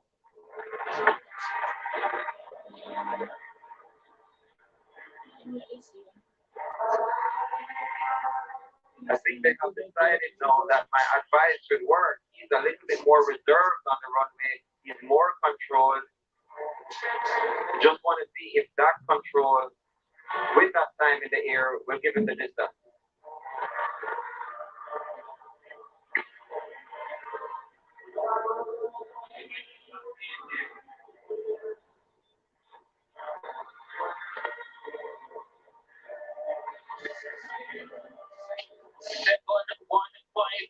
Shalku continues to improve in the competition. That should take him, I think, up to 5th position.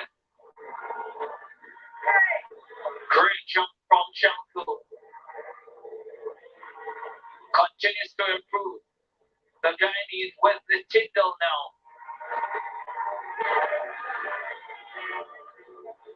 In the 5th round, Tyndall, 7-11.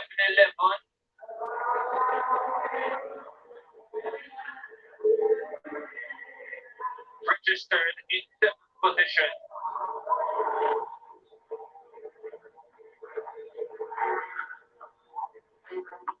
Put everything into the effort. Loses control of the jump in the air. Just well not to fall flat on his face. Does well not to do that indeed, but he got a lot of height. Just couldn't overrotate just a little bit. A lot of height. Didn't have enough energy to bring those legs forward to get that extension. But I know YouTube is the balance sports map. I think his knee actually touched the surface of the seat, like the chevron, the track surface. Just waiting on that distance. He is a top lad. 661. That will not help him to improve. As we get ready for the Jamaican, who would have slipped down the list, started the final 3 in 5th position. He is now in 6th position with 7.12 meters.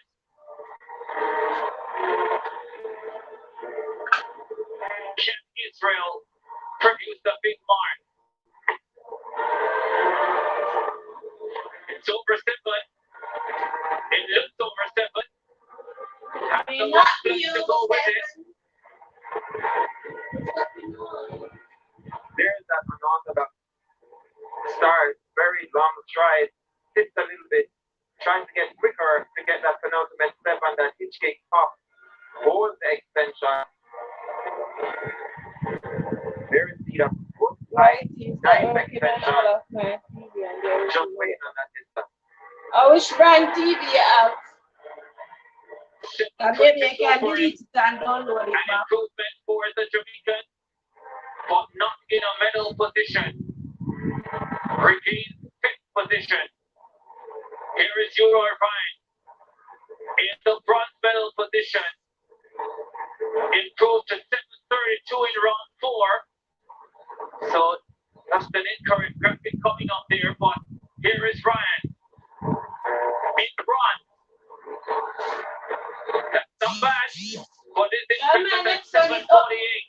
That's what he needs. No, man, said it depends on the brand TV. You can delete it and then download back to YouTube. Again, he made some adjustments. And every TV you can delete YouTube. For my own, it can delete. In the air, just needed to relax. Nice run down the runway, good toss. Too much movement in the air. A beautiful sprinter though. My own one Great is runner. Trying to go for maximum 752. I'm going to plug it in and it update everything. Silver medal position. Mateo Smith of the Bahamas, 730, round number 1. He's down in 4th. He now needs 749, which would be a big personal bet if he is to have a chance at a Carreta medal. Smith of the Bahamas focuses. Stocky, powerful, fast, and big. I don't think you got the 749. It's a good effort. Very fast down the runway. I think these boys have got the handle of the wind blowing into their backs down the runway, coming up from Kingston Harbour on the back of Jamaica, going up to the stadium. Here's Spencer. Oh, that door. In the front middle position now, the Barbadian.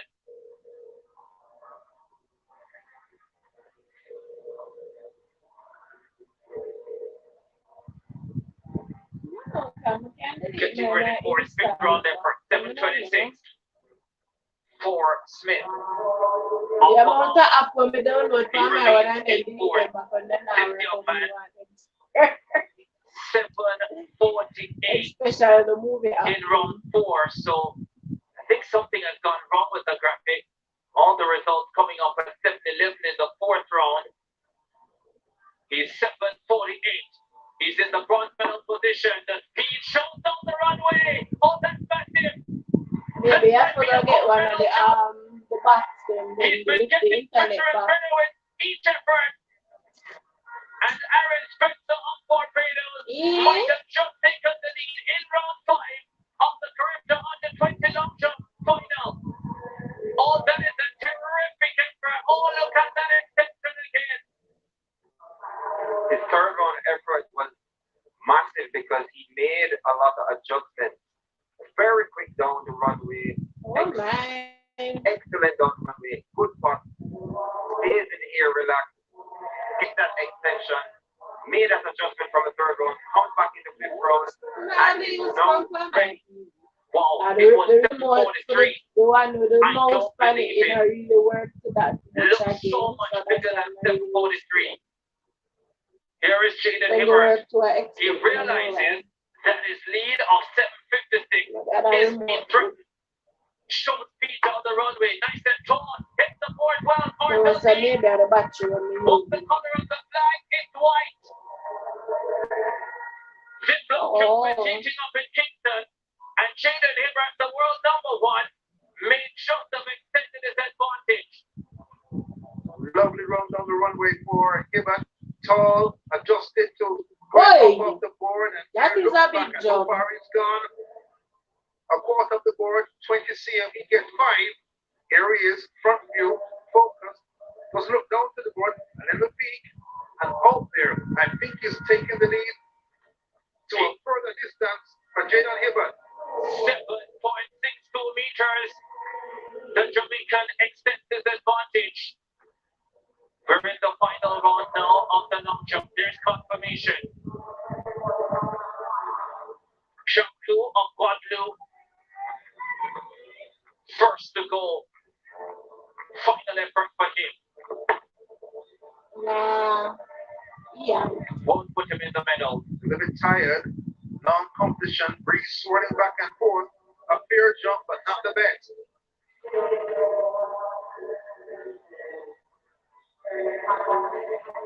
2-2-1.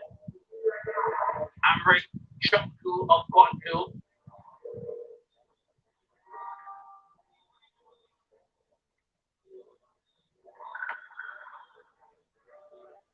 Very passing down the runway. Tried to get a little bit quick to the end of that run. Didn't have a lot of energy for that takeoff. 7-0-1, not good enough. I've always wondered what's it like to compete in glasses. Mr. Smooth ran in the dark shade. There are others who use the testing glasses.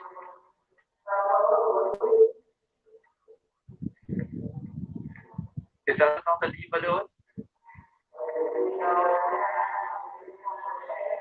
243 on the runway.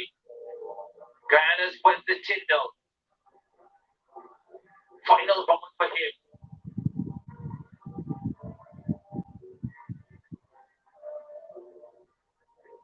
The business end of this competition will be the final 4 or 5. Before it gets worse, take Benjamin's relief for stuffy nose, cold, flu, cough, sinus, and allergy symptoms. Lay back, relax, and get fast, effective relief from Benjamin's, a trusted name for over-accident. Forget my another sign. And sometimes that's all you can ask of an athlete in a major championship. 7-1-2. So another improvement for him as far as the mark is concerned. The Jamaican, Israel, will have to produce a personal best to get a medal. 7:22 in the last round. He needs 7:49 for bronze. There's his card. Perfectly right now. 7-12 in round 1, 7-22. He's in 5th position. Tall, fast, aggressive on the runway. Looks like him get it. Not bad, but I don't think it's as good as 7:49. And that's what he needs for a medal. He needs 7:31 to move from 5th to 4th. Long strides getting out of that hard position. Tries to get quick cuts in stride. Sacrifices a little bit of air time and height. And that may have been the difference. Justice 2 on the board, Maurice. 17 thinking there's more to work with. Gives that up. But nice flight, nice effort for the Kirk the Trials champion in Jamaica.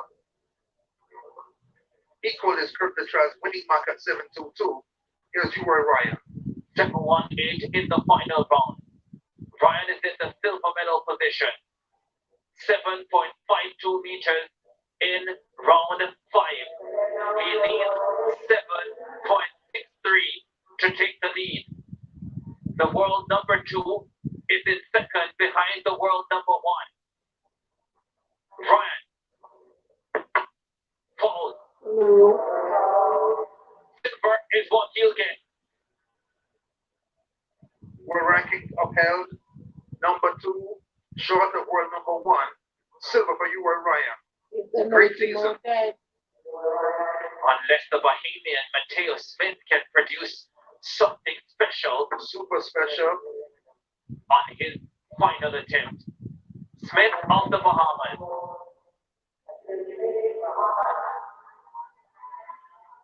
He's a gamer. Has tuned up his jumping throughout his competition. His last jump 7.26, round number 1 7.30. Near his best. He does have the support inside the grandstand. She, along with Aaron Spencer, can still deny Ryan and Hibbert, but he has to do it here. So a blocking, but it's not good enough for a medal. Don't get the white flag. Hold on to that left hamstring, never a good look. Short, stocky, powerful, fast, full of heart, determined. I like him. Crank it up at the nth hour. Gave it his very best when he wanted most. Here's the focus. Look out, the Bahamian jumper, Frank Weatherford, lead man Tanzania history. Great triple jumpers. Sands, great long jump and triple jump. Here's Spencer. He looks so good. All series long. 7-1-7. I've loved watching him jump. Aaron Spencer of Barbados occupies the bronze medal position at 7:48 in the 4th round. Oh, he's lightning fast on the runway. But it's a red flag. And the Barbadian delight in Kingston, but has the setup of bronze. And the medals have been decided in the under-20 boys long jump. Silver to you, Ryan of St. Vincent of the Grenadines. Bronze to Aaron Spencer of Barbados. And the gold medalist Jaden Hibbert of Jamaica. I think he was probably looking to pass. He still has the triple jump to come, but he is going to take his final attempt. Doesn't look very happy, Jaden Hibbert. I never want to meet and put him back. Will be heading off to join the NCAA indoor champions with Pinnock and Kerry McLeod for Kingston College boys as well as Tennessee. Ask for his home crowd to help him for the final time today.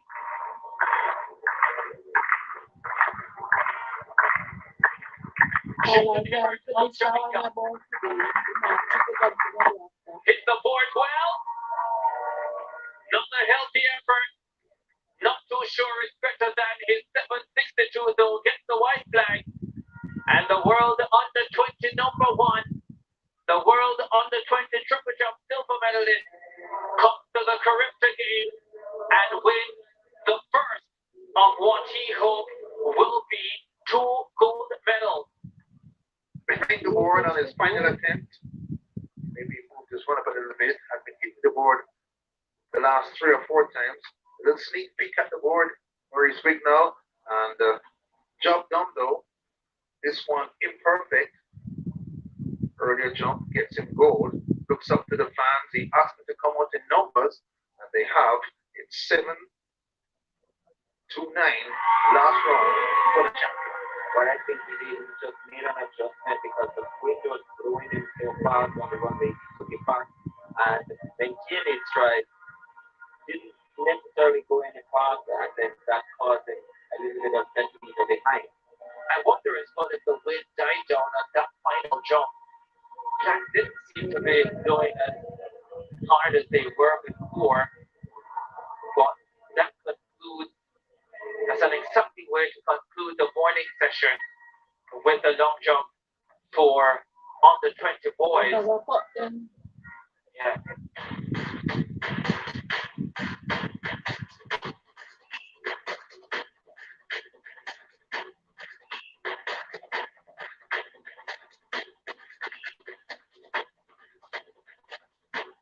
Home is where all the sweetness discover your style and express yourself with furniture from the Ashley Furniture Home Store. Visit any of our 2 locations at Lady Kingston or Fairview, Montego Bay. Find the most exquisite range of furniture in varying styles to suit your needs. So tell your story with elegant and affordable lounge, bedroom, dining pieces, and more from the Ashley Furniture Home Store. Here at Ashley, this is home. In the heart of Kingston's business mecca is a 17-story gem. The Jamaica Pegasus Hotel offers luxury to all our visitors for business or leisure. Relax in one of our many deluxe suites with mountain or pool views. Savor the array of culinary delights in our Blue Window restaurant. Enjoy complimentary breakfast or visit our 24/7 cafe. We boast 9 extensive conference facilities for your meetings and banquets. We look forward to welcoming you still there, 4 o'clock the evening session at Ready to ride on the bike and it's entry.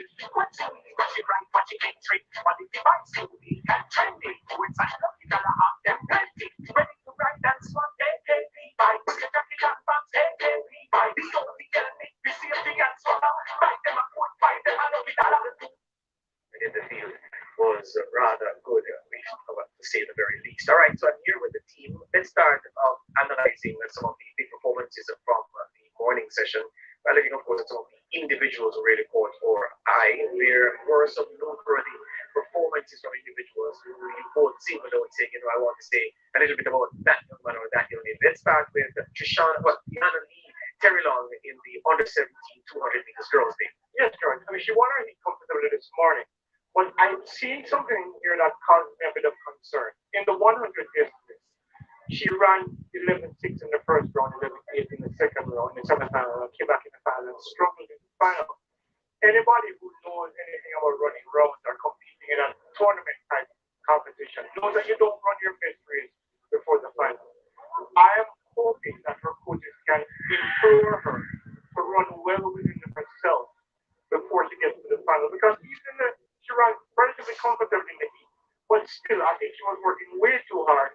She wasn't comfortable by more than 5 yards, which suggests to me that she could have reined it in a little bit more and saved a little bit more for the final, because her legs are already tired from the 100. Why do you want to push it so hard before you get to the 200-meter final, especially when you're coming against an athlete like a data from the PBI, who you know is going to bring speed and endurance?